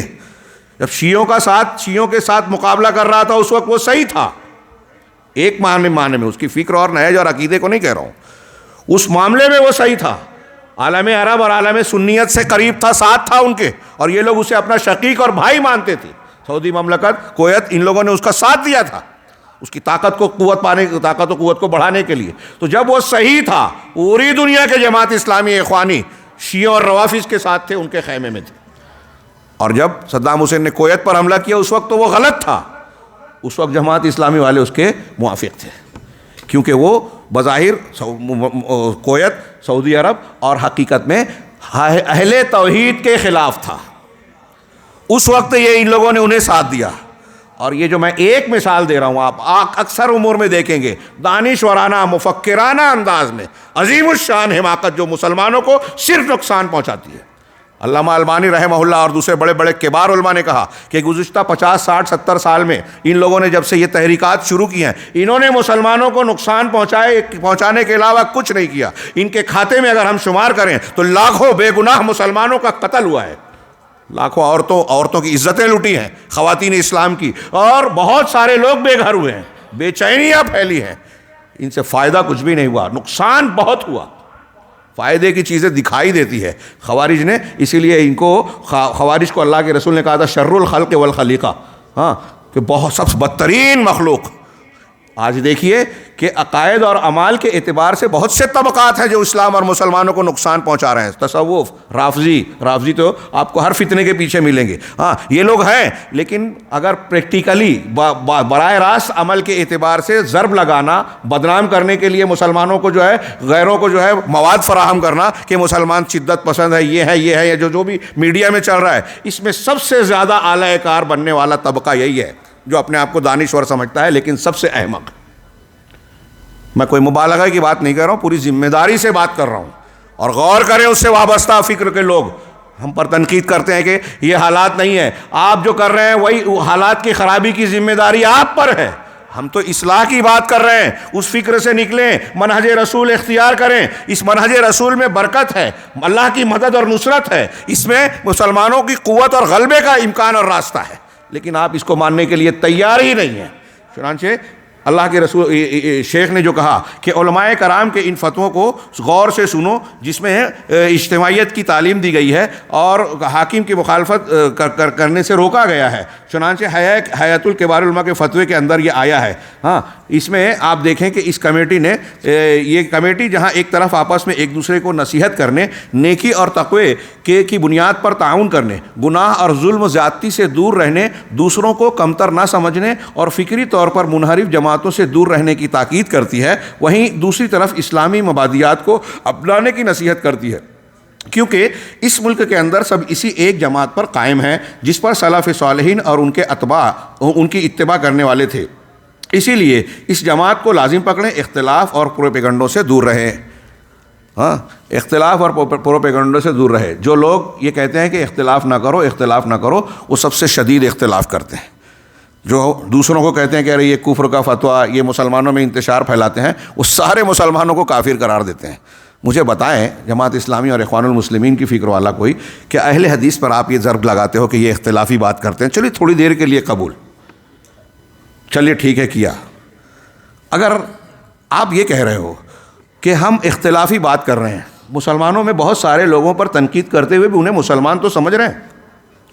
آپ کے سید قطب صاحب فی ظلال القرآن میں معالم فی الطریق میں کہتے ہیں کہ سارا دنیا میں مسلمانوں کا سماج ہے کافر ہو گیا، اگرچہ اذان دے رہے ہیں اشہد ان لا الہ الا اللہ اشہد ان محمد رسول اللہ کے کنارے لگ رہے ہیں، ان کی آواز بلند ہو رہی ہے، اس کے باوجود یہ مسلمان نہیں ہیں۔ بتائیے کہ ہمارا انتشار زیادہ سنگین ہے یا یہ؟ اور یہ صرف سید قطب صاحب کی بات نہیں، مولانا مودودی صاحب، ہم تو یہاں کے لوگوں کی بات کر رہے ہیں، وہاں تو صحابہ کرام کو نہیں چھوڑا گیا، انبیاء کو نہیں چھوڑا گیا، کون زیادہ بری بات کر رہا ہے؟ حالات ایسے ہیں اور آپ خلافت ملکیت چھاپ رہے ہو، ہم کہیں حالات ایسے ہیں، آپ جو ہے تفہیم القرآن چھاپ رہے ہو، اس کی فکر کو پھیلا رہے ہو، حالات ایسے ہیں، اور آپ جو ہے سید قطب کی کتابوں کو چھاپ رہے ہیں، اس کی تعریف کر رہے ہیں، تو حالات ایسا بنانے میں آپ کیوں حصہ لے رہے ہیں اور پھر ہمیں دوش دیتے ہیں؟ تو آگے بڑھتے ہیں کہ شیخ نے جو مختلف فتاوے نقل کیے کہ لجنہ دائمہ سے سوال کیا گیا کہ اسلام کے اندر گروہ بندی کا کیا حکم ہے۔ اس گروہ بندی کا حکم بیان کرتے ہوئے آپ ملاحظہ فرمائیں، یہ جو آگے 2-3 صفحات ہیں، اس میں مختلف آیات اور نصوص کی روشنی میں اس کی مذمت بیان کی گئی، اس کی قباحت اور نقصانات کا ذکر اور اس کی طرف اشارہ کیا گیا۔ اب میں سمجھتا ہوں کہ یہ آیتیں آپ پڑھتے رہتے ہیں، ہمارے پاس مضمون طویل ہے، اس کو آپ ضرور دہرا لیں گے۔ ہم آگے صفحہ نمبر 93 پر آئیے، اور شیخ ابن باز سے سوال کیا گیا۔ شیخ ابن باز سے سوال کیا گیا کہ کیا اخوانی جماعت اپنے گروہ بندی اور خروج و بغاوت کے ساتھ، اور تبلیغی جماعت اپنی ہونا چاہیے، اپنی تمام شرکیات و بدعات کے ساتھ ہلاک ہونے والے فرقوں میں داخل ہے؟ یعنی اللہ کے رسول نے فرمایا نا کہ 73 ہوں گے سب جہنم میں سوائے ایک کے، تو سب جہنم میں جو جائے وہ ہلاک ہونے والے، سوائے ایک کے وہ نجات پانے والی، تو جو سب جہنم میں جانے والی ہے اس کو ہلاک ہونے والی کہا جاتا ہے۔ تو کیا ان لوگوں میں شامل ہے؟ شیخ ابن باز رحمہ اللہ سے یہ سوال کیا گیا۔ آپ نے جواب دیا بڑے غور سے کہ 72 فرقوں میں داخل ہیں، اور جو بھی اہل سنت کے عقیدے کی مخالفت کرے گا وہ ان 72 فرقوں میں داخل ہوگا۔ اہل سنت کے عقیدے کی ایک ایک لفظ پر غور کیجئے، یہاں بعض دلائل کی بنیاد پر اجتہادی مسائل میں جو خطا ہوتی ہے وہاں گنجائش ہے، یہاں یہ عقیدے کی بات کر رہے ہیں، منہج کی بات کر رہے ہیں۔ عقیدہ اہل سنت کے خلاف جو مخالفت کرے گا وہ ان 72 فرقوں میں داخل ہوگا، اور فرقے والی حدیث میں، ہاں یہی میں نے ابھی وضاحت کی، اس میں یہ سمجھ لیجئے کہ اگر اجتہادی اختلاف ہوتا بھی ہے، فرض کیجئے کہ شیخ مختار اور ہم ہیں، ہم لوگ کوئی بہت کبار علماء میں سے نہیں ہے، میں سمجھانے کے لیے مثال دے رہا ہوں، ہم دونوں کا منہج عقیدہ ایک ہے، کسی مسئلے میں، کسی معاملے میں کوئی ایسی بات ہو جائے کہ وہ کہہ رہے ہیں کہ نہیں یہ کر سکتے ہیں، میں کہہ رہا ہوں کہ نہیں، گنجائش نہیں ہے۔ کل مثال کے طور پہ گفتگو نکلی کہ جو ہے جماعت ثانی کا کیا معاملہ ہوگا مسجد میں، فرض کیجئے اس میں اختلاف ہو رہا ہے اور دونوں کے پاس اپنی اپنی باتوں کی کچھ گنجائش موجود ہے، اس اختلاف ہونے کے باوجود نہ وہ اہل سنت سے خارج ہیں نہ میں، منہج اور عقیدے میں ایک ہونے کی وجہ سے ہم ایک ہی جماعت کے ہوں گے۔ علامہ البانی، شیخ ابن باز، ان سے کچھ مسائل میں اختلاف ہے، امام شافعی، امام مالک، امام احمد، ان ائمہ کے کچھ مسائل میں اختلاف ہے اجتہادی امور میں، لیکن منہج اور عقیدے میں ایک ہے۔ صحابہ کرام میں جو اختلاف ہے وہ فہم کا ہے، حدیثوں کے نہ پہنچنے کی بنیاد پر بعض فروعی مسائل میں ہے، عقیدے اور منہج کا اختلاف نہیں ہے۔ اچھی طرح سے دماغ میں رکھیے، یہ دھوکہ دیا جاتا ہے اختلاف تو صحابہ میں بھی تھا، آج ہے تو کیا ہوا، یہی اخوانی اور تحریکی کہتے ہیں۔ اب اختلاف صحابہ میں بھی تھا تو اس اختلاف کی بنیاد پہ کہتے ہیں توحید اور شرک کے معاملے میں، سنت اور بدعت کے معاملے میں بھی اختلاف ہے تو نظر انداز کر دیا جائے، کیونکہ اختلاف صحابہ میں بھی تھا، صحابہ کرام میں وہ اختلاف نہیں تھا۔ صحابہ کرام میں ایک دوسرے کو کافر قرار دینے کا رجحان، الگ الگ مسجدیں، فلاں اس مسلک والا اس مسلک کے آدمی سے لڑکی سے شادی نہیں کر سکتا، اس قسم کا رجحان تھا ہی نہیں، لہٰذا ہمارے ہاں جو اختلاف ہے وہاں تھا ہی نہیں۔ اس سے آپ دلیل نہ دیجئے۔ نبی کریم صلی اللہ علیہ وسلم اور عہد اول میں قرون جو خیر والے قرون کہلاتے ہیں، خیر الناس قرنی، جو قرون خیریہ ہیں، ان کے اندر وہ اختلاف نہیں تھا جو آج ہے، جو بدعتی فرقوں کے وجود پانے اور رواج پانے کے بعد سامنے آیا۔ تو شیخ نے جواب دیا کہ 72 فرقوں میں داخل ہوگا، اور فرقے والی حدیث میں امتی سے مراد امت اجابہ ہے، میری امت کے 73 فرقے ہوں گے۔ یہ کون مراد ہے؟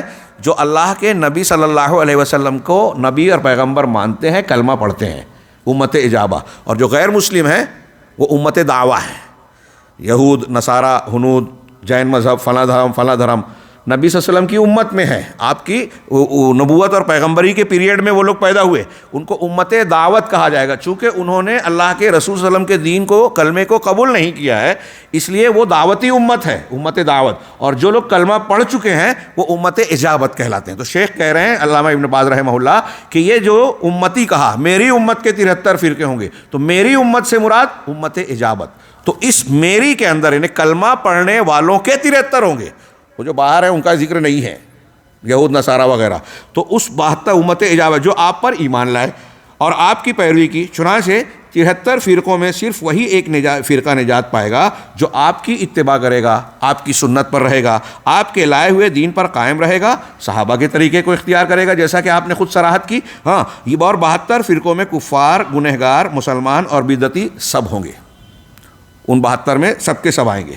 تبھی دوسرا سوال شیخ ابن باز سے کیا گیا، یعنی دونوں فرقے بھی انہی 72 فرقوں میں داخل ہیں؟ شیخ نے کہا ہاں ان میں داخل ہیں، ہاں ان میں داخل ہیں، انہی میں مرجیہ اور خوارج بھی ہوں گے۔ بعض اہل علم نے تو خوارج کو کفار میں شمار کیا ہے، یعنی بعض لوگ کہتے ہیں کہ خارجی ان 72 میں نہیں ہے، 72 سے باہر ہے، یعنی مطلب امت اجابہ میں نہیں ہے، امت دعویٰ میں شامل ہے، اسلام سے نکل گئے۔ نبی کریم صلی اللہ علیہ وسلم کا فرمان ہے کہ وہ اسلام سے اس طرح نکل جائیں گے جیسے تیر شکار کو چھید کر نکل جاتا ہے اور اس پر اس کا کوئی نشان بھی نہیں ہوتا۔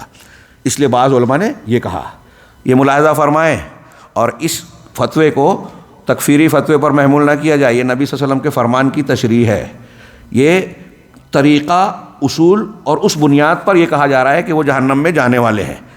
اور یہاں آپ ان علماء کی دوسری کتابوں اور مقامات پر یہ تشریح پڑھیں گے کہ جو لوگ جہنم میں جائیں گے، اگر ان کی گمراہی کفر اکبر، شرک اکبر تک نہیں پہنچی ہے تو وہ جہنم سے نکالے بھی جا سکتے ہیں، اللہ کے ہاں معاف بھی کیے جا سکتے ہیں، جیسے کبیرہ گناہ کے مرتکب کے تعلق سے اہل سنت والجماعت کا عقیدہ ہے۔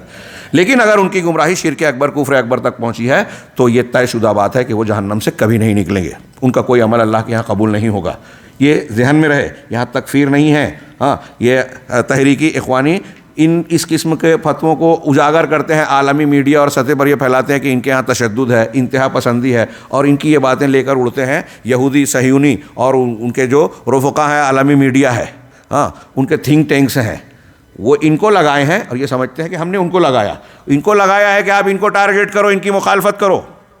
میں ایسا مانتا ہوں، کسی کی سمجھ میں آئے نہ آئے، کہ یہ جو لوگ سلفیوں کے خلاف نبرد آزما ہیں مسلمانوں میں، ان کو شعور ہو نہ لاشعوری طور پر، لیکن وہ یہود و نصارہ کے ایجنڈے پر، منصوبے پر کام کر رہے ہیں۔ ان کی کچھ چیزیں، کچھ شخصیات بکتی ہیں، پھر باقی استعمال ہوتے ہیں۔ کیوں؟ آگے آپ شیخ ابن باز کے ایک فتوے میں ملاحظہ فرمائیں گے۔ آگے شیخ نے کہا کہ دوسرا ایک سوال ہے، یعنی یہ دونوں فرقے بھی انہی 72 فرقوں میں شامل ہیں، داخل ہیں؟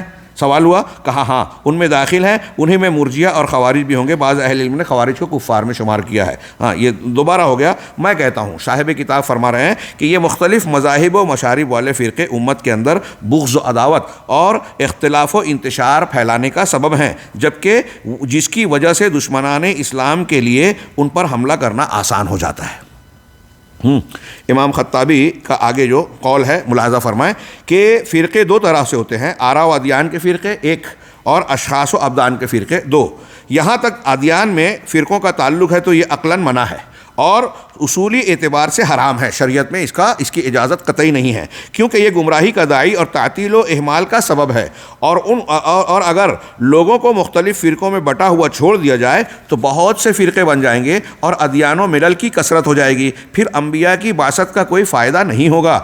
یہی سبب ہے کہ اللہ نے اپنی کتاب کے اندر فرقہ بندی کی مذمت کی ہے۔ شاید یہ قول میں نے ابھی امام خطابی کے بجائے امام شاطبی کی طرف منسوب کر دیا تھا۔ امام شاطبی کا قول آ گیا کہ حق ایک ہے، اس میں کوئی اختلاف نہیں ہے، کیونکہ اگر حق کے بھی فرقے ہوتے، اگر حق کو ماننے والوں کے بھی الگ الگ فرقے ہوتے کہ یہ بھی حق ہے، یہ بھی حق ہے، یہ بھی حق ہے، تو اس کی بھی جمع آتی، صرف واحد نہ آتی۔ قرآن میں اللہ تعالیٰ نے کہا ہے کہ یہ میرا سیدھا راستہ ہے، اسی کی اتباع کرو، ایک کی واحد کی ضمیر آئی ہے، جمع کا نہیں آیا ہے۔ امام خطابی، امام شاطبی رحمہ اللہ فرما رہے ہیں کہ اگر حق کئی ہوتے، کئی گروہوں میں ہوتے تو اللہ تعالیٰ اس کو بھی جمع کے صیغے سے بیان کرتا، جبکہ اس کو واحد سے ہی ذکر کیا ہے۔ اور اختلاف سے تو شریعت میں سختی سے منع کیا گیا ہے، اور کسی بھی اختلاف کی روشنی میں اسے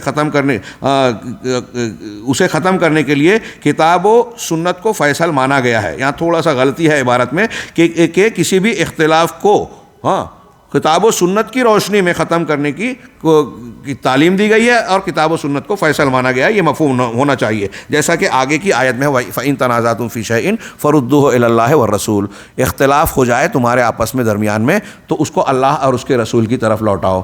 اللہ تعالیٰ کہہ رہا ہے کہ اختلاف ہو جائے تو لوٹاؤ، کیوں لوٹاؤ؟ اس لیے کہ قرآن و حدیث میں اس کا حل ہے، مطلب حل کرو۔ اور اخوان المسلمین، جماعت اسلامی، صوفی اور گمراہ فرقے، بدعتی فرقے کہتے ہیں کہ آپ اپنے دین پر قائم رہو، ہم اپنے فرقے اور جماعت پہ رہیں گے، آپ اپنے امام کو مانو، ہم اپنے امام کو، سب کے امام برحق ہیں، سب صوفی کے سلسلے برحق ہیں، سب برحق ہیں، اور یہاں کہہ رہے ہیں اللہ تعالیٰ کہہ رہا ہے کہ حق ایک ہے۔ علماء کی صراحت قرآن و سنت کی روشنی میں بالکل صاف ہے، اور اللہ کہہ رہا ہے کہ اختلاف کو ختم کرو، کیسے؟ قرآن و حدیث کو فیصل مان کر، یہ قرآن کا حکم ہے۔ اسی طریقے سے یہاں پر اختلاف کو شریعت کی طرف لوٹانے کا حکم ہے۔ اگر شریعت اختلاف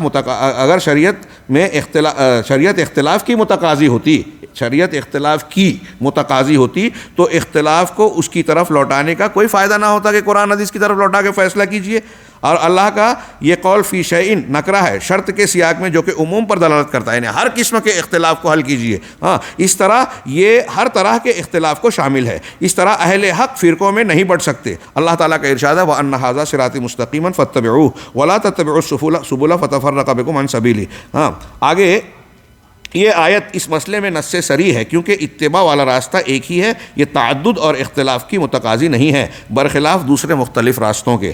مسلمانوں، شیخ ابن باز نے کہا کہ بلا شبہ اسلامی سماج کے اندر فرقوں اور گروہوں میں مسلمانوں کے بٹنے کی چاہت سب سے پہلے، میں جس کی طرف اشارہ کر رہا تھا، مسلمان فرقوں میں بٹیں، طبقات میں بٹیں، یہ پہلی شیطان کی خواہش ہے، اور اس کے بعد پھر انسانوں میں اعدائے اسلام کو، یعنی شیطان چاہتا ہے کہ مسلمان فرقوں میں بٹے رہیں، اور مسلمانوں کے دشمنان آج جو بھی ہوں، کسی بھی دشمن کا نام لیجیے آپ، جو حقیقت میں مسلم دشمن ہیں، عناصر عالمی سطح کے، ملکی سطح کے، جہاں بھی، سب یہ چاہتے ہیں کہ مسلمانوں میں جھگڑا ہو، اختلاف ہو، آپس میں نبرد آزما رہیں، اور اس کا کیسا استعمال کرتے ہیں میں بیان کرنے لگوں تو وقت زیادہ لگ جائے گا، لیکن آج کے حالات میں آپ اس کے بارے میں معلومات حاصل کریں۔ یہ پہلے ماحول بناتے ہیں، پھر کوئی کانڈ کرتے ہیں، یعنی ماحول بنا کے ایک مسئلے میں مسلمان کے دو گروہوں میں شدت پیدا کی، ان کے آدمی جا کے وہاں دھماکہ کیے، یا کوئی کچھ فریق پر حملہ کیا، اور پھر الزام سامنے والوں پہ لگا دیا۔ اس سلسلے میں سب سے بڑا اعلی کار، میں جو کہہ رہا ہوں اس کے واقعات پیش کر سکتا ہوں، سب سے بڑا اعلی کار رافضی ہیں، باطنی فرقے دروز، خارجی، اسماعیلی، یہ جو آج آپ کے عالم اسلام میں پائے جاتے ہیں، عمان میں، لبنان میں، اور اس قسم کے بعض فرقے جن کا تذکرہ کیا گیا، ان کو استعمال کیا جاتا ہے، شو کیا جاتا ہے کہ یہ سلفی ہے، جبکہ سلفی منہج اس قسم کی فکر سے بہت دور، یہ ان کا منہج اور طریقہ ہے ہی نہیں، لیکن یہ عالمی منصوبہ ہے، اس پر اتنی باریکی سے کام ہوتا ہے، کمپلیکیشن اور پیچیدگی پیدا کی گئی ہے کہ آپ سچائی تک پہنچنے میں اور سچائی ثابت کرنے میں، پہنچ بھی گئے تو اب ثابت کرنا بہت مشکل ہوگا۔ میں یہ ہوائی بات نہیں کر رہا ہوں، بعض خطابات میں، بعض مضامین میں نے اس کو قدر تفصیل سے ذکر کیا ہے کہ اس طریقے سے یہ معاملات یہ بنتے، میں یہاں کہنا یہ چاہ رہا ہوں کہ شیطان کی چاہت ہے اور دشمنوں کی۔ اب آپ یہ کہتے ہو کہ اختلاف کو ختم کرنے والا سلفی پروگرام مت کیجیے، یہ کیا آپ پروگرام کر رہے ہو؟ دورہ علمیہ، اخوان المسلمین پہ ناقدانہ جائزہ. آج کیسے حالات ہیں، آج جیسے حالات ہیں وہ اعدائے اسلام اور شیطان کی چاہت ہے، اور آپ چاہتے ہیں کہ یہ حالات ویسے ہی رہیں. اس پر بات کرنے کے لیے اگر آپ کسی بیمار کا علاج کرنا چاہتے ہیں، کڑوی دوا کی ضرورت ہے، انجیکشن کی ضرورت ہے، یا پھر سرجری کی ضرورت ہے، آپریشن کی، تو آپ کو کرنا پڑے گا نا. آپ کہتے ہو کہ مریض کی اتنی بری حالت ہے اور آپ آپریشن کی بات کر رہے ہو. ہاں، آپریشن علاج کے لیے کیا جاتا ہے، آپ کو پتہ نہیں ہے. یہ وہی بڑے دانشورانہ انداز میں اس طرح کی چالاکی یا احماقت کہیے کی بات کرتے ہیں. چنانچہ آگے انہوں نے شیخ البانی اعداء اسلام، کیونکہ مسلمانوں کا اتحاد ان کے لیے خطرہ ہے، غیر مسلم دشمنان دین کے لیے مسلمانوں کا اتحاد خطرہ ہے، اسے وہ کبھی برداشت نہیں کر سکتے. اسی لیے مسلمانوں کی اگر کوئی مقبول لیڈرشپ نمایاں ہوتی ہے تو اسے توڑ دیا جاتا ہے، بدنام کیا جاتا ہے، یا پھر آخر تک اس کو مجبور و لاچار بنا کے خرید لیا جاتا ہے. عالمی سطح پر پورے ساری دنیا میں یہ ہو رہا ہے. بہت بڑی نعمت میں آپ جی رہے ہیں مملکہ میں. یہ چیزیں الحمدللہ یہاں اللہ نے محفوظ رکھا اور محفوظ رکھے. اسی لیے ان کی کوشش ہوتی ہے کہ مسلمان فرقوں میں بٹے رہیں، ان کے درمیان دشمنی باقی رہے. دعا ہے کہ اللہ تعالیٰ مسلمانوں کو حق پر متحد کرے، ان کے درمیان سے ہر فتنے اور گمراہی کو ختم کر دے. شیخ البانی سے بھی نیچے جو ہے اس قسم کا سوال کیا گیا. آپ نے تفرق اور تہذب سے متعلق قرآنی دلائل اور حدیثوں کو پیش کر کے رد کیا کہ اسلام میں اس کی کوئی گنجائش نہیں ہے. شیخ علامہ البانی سے صاحب سے بھی جب پوچھا گیا کہ اخوان المسلمین کے منہج میں کے تعلق سے کیا کہتے ہیں، تو انہوں نے الگ الگ مقامات پر الگ الگ انداز میں کہا، جس کا حاصل یہ ہے کہ انہوں نے بھی صاف اور صراحت کے ساتھ، صفائی کے ساتھ کہا کہ یہ اہل السنہ والجماعت کے منہج اور طریقے پر نہیں ہے. وقت کے محدث امام العصر اور جو اہل حق ہوتے ہیں، ایسے لوگ ان کے اہل بدعت ان کے مخالف ہوتے ہی ہیں. چنانچہ اگلا سوال شیخ ابن عثیمین سے سوال کیا گیا کہ کیا کتاب و سنت کے اندر ایسے نصوص پائے جاتے ہیں جن میں اسلام کے اندر مختلف جماعتوں کے وجود کو جائز کہا گیا ہو؟ جواب میں قدر تفصیل ہے، میں صرف اشارہ کروں کہ شیخ نے بھی کہا کہ ایسا کتاب و سنت میں بالکل نہیں، کچھ بھی نہیں، اس کی کوئی گنجائش نہیں ہے. اور بعض ان آیتوں کو جو ہم پیچھے پڑھ چکے ہیں اس کا ذکر کیا. آخری پیراگراف دیکھیے، سیکنڈ لاسٹ. اور بعض لوگوں کا یہ کہنا ہے کہ دعوت اس وقت تک پائیدار اور مضبوط نہیں ہو سکتی جب تک وہ کسی جماعت اور تنظیم کے تحت نہ ہو. ہم کہتے ہیں کہ یہ بات صحیح نہیں ہے. یہ ان کا جواب کے طور پر میں نے یہ جملہ پڑھا، اوپر کا آپ مطالعہ کر لیجئے گا. باتوں کا کسی قدر اعادہ بھی ہے. تو یہ مفید، یہ صحیح نہیں ہے کہ آپ مسلمانوں کی ترقی اور تعمیر کے لیے کسی جماعت اور تنظیم سے وابستگی. اذان کے لیے کتنا ٹائم ہے؟ 40 منٹ ہے. جی الحمدللہ. کہا بلکہ دعوت اس وقت مضبوط ہوگی جب آدمی کتاب و سنت اور خلفائے راشدین کے طریقے پر قائم ہوگا. دعوت اس وقت مضبوط ہوگی سنت اور صحابہ کے طریقے پر. اور مزید کہا کہ متعدد جماعتوں کا وجود گرچہ لوگوں کے اندر مقبول ہے مگر صحیح نہیں ہے. بہت اہم مسئلہ ہے، اور اچھے لوگوں کو یہ بات ہضم نہیں ہوتی، یہ قرآن و سنت کی. اور طاقت اور قوت کے جو منافذ ہے کیا سوتے ہیں، ان کو تقسیم کر دیتے ہیں. آپ نے ایک ہی جماعت کا یہ تنظیم بنائی، وہ تنظیم، ہر ایک اپنے لیے کام کر رہا ہے، تو ایک جماعت کی قوت کو آپ نے بانٹ دیا، کمزور کر دیا. مضبوطی کب آئے گی؟ جب سب مل کر کام کریں.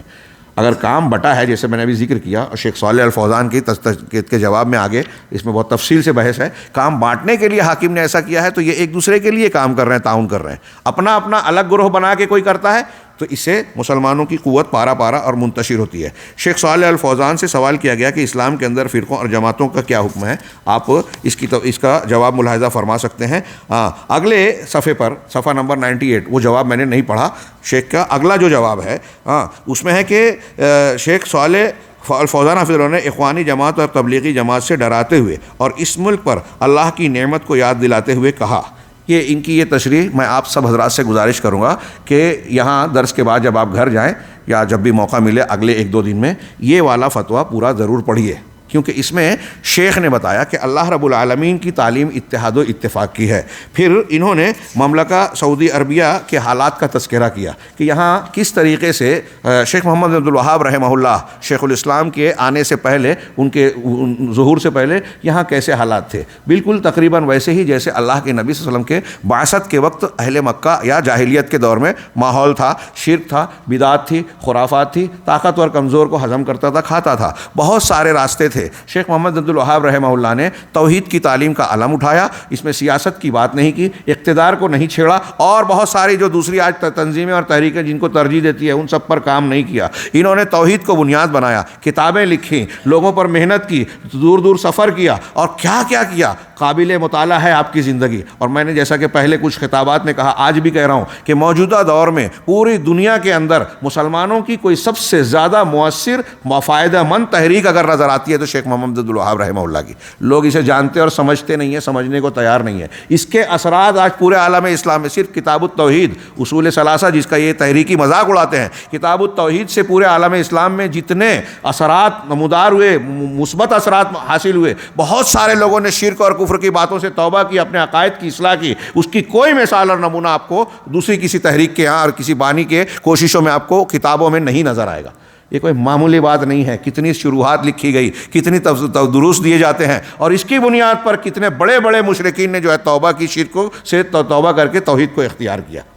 آج یہ جو اس زمانے میں آل سعود کے تعاون سے پھر جب یہ تحریک کا قافلہ آگے بڑھا, ہاں, اور آج کے ہمارے یہاں کے حاکم شیخ سلمان حفظہ اللہ, ملک سلمان خادم الحرمین, انہوں نے جو کہا کہ یہ مملکت الدعویٰ ہے, یہ کوئی ایسی ہوائی بات یا محض دعویٰ اور ہمارے ملکوں میں جو نعرے بازی کے طور پر بات ہوتی ہے ویسی نہیں ہے. آپ سوچئے کہ اس مملکہ کے جو وسائل ہیں کس لیے صرف ہو رہے ہیں. مساجد کا قیام دیکھیے, تعلیم کا فروغ دیکھیے, دنیا کے سارے ملکوں سے بلا کر تعلیم دینا. یہ محمد عبد الوہاب رحمہ اللہ نے دروس شروع کیے, کتابیں لکھی, مسجدوں میں دروس شروع کیے. یہ جو میں کہہ رہا ہوں آپ کی کتاب میں شیخ نے تھوڑا سا تذکرہ کیا ہے. ہاں, دروس کا سلسلہ شروع کیا, کتابیں تصنیف کی, شرک اور بدعت کا رد کیا, سفر کیے, لوگوں کے سوالوں کے جواب دیے, مسجدوں کو جو ہے مرکز تعلیم بنایا, علماء کی ٹیم تیار کی, اور دعوت و تبلیغ کا سلسلہ شروع کیا. شرک کے مظاہر کا خاتمہ کرنے کی پوری کوشش اور تگ و دو کی گئی. دیکھتے ہی دیکھتے آپ دیکھیے کہ اس مملکہ میں توحید و سنت کا جو ہے غلغلہ ہو گیا. شرک اور بدعات نے جو ہے اپنا سر چھپا لیا. ہاں, ہے بھی تو چوری چھپے ہے, کھل کر نہیں ہے. یہ کوئی معمولی بات نہیں ہے. آج دنیا میں صرف یہ واحد ملک ایسا ملے گا جہاں شرک کے مظاہر اس طریقے سے نہیں ہیں. قبر پرستی, تصوف اور اس کی دوسری خرافات کی شکلیں ہیں, بدعتی تہوار ہیں, آپ کو یہاں نظر نہیں آئیں گے, ہیں تو چھپے ہوئے. ہاں, یہ اس تحریک کے اثرات اور نتیجے تھے. اب سوچئے ذرا سا. ہاں, شیخ صالح الفوزان نے اس تفصیل کو پیش کرنے کے بعد یہ آگے صفحے میں کہا کہ اس دعوت کے دشمنوں نے, صفحہ نمبر 102 پر دیکھیے آپ. ہاں, ترجمہ, آیت کے ترجمے کے بعد شیخ صالح الفوزان ہی کی تفسیر چل رہی ہے کہ اس دعوت کے دشمنوں نے اسے مٹانے کی ہمیشہ کوشش کی مگر کامیاب نہیں ہوئے, تو اس کے اندر شکوک و شبہات پیدا کر کے پروپیگنڈوں کے ذریعے اس کے خلاف لوگوں کو گمراہ کر کے اس کا مقابلہ کیا گیا. بہت کوشش کی گئی, کتابیں لکھی گئی, دوسروں کو جو ہے خریدا گیا. محمد عبد الوہاب رحمہ اللہ کی شخصیت, ان کی فکر, ان کے عقائد سے متعلق جو بہت سارے غلط فہمیاں, ہمارے بر صغیر میں تو وہابی کے نام سے لوگ چڑھنے لگے. انگریزوں نے بھی ساتھ دیا, ترکوں نے اس کو پیدا کیا, انگریزوں نے ساتھ دیا, اور پھر ہر بدعتی اور جو خبر پرست ہے اس کو فروغ دیتا ہے. میرے بھائیو, میں نے تھوڑا سا ذکر کیا, اس مملکہ کی طرف سے آپ کو معلوم ہوگا, یقیناً جانتے ہوں گے, پوری دنیا میں مسلمانوں کا کہیں کوئی مسئلہ پیش آئے, قرآن کی تقسیم, کتابوں کی تقسیم, لائبریریوں کی مدد, مدارس کی مدد, مسجدوں کی تعمیر, کیا کچھ نہیں ہو رہا ہے. پھر اتنا ہی نہیں, مبلغین کو بھیجنا. آپ نے شاید وہ رپورٹ پڑھی ہو یا نہ پڑھی ہو. ہاں, گڈ نیوز عیسائیوں کی ایک وہ تھی تنظیم, بیان کروں یا وقت چلا جائے گا. گڈ نیوز ایک تنظیم تھی.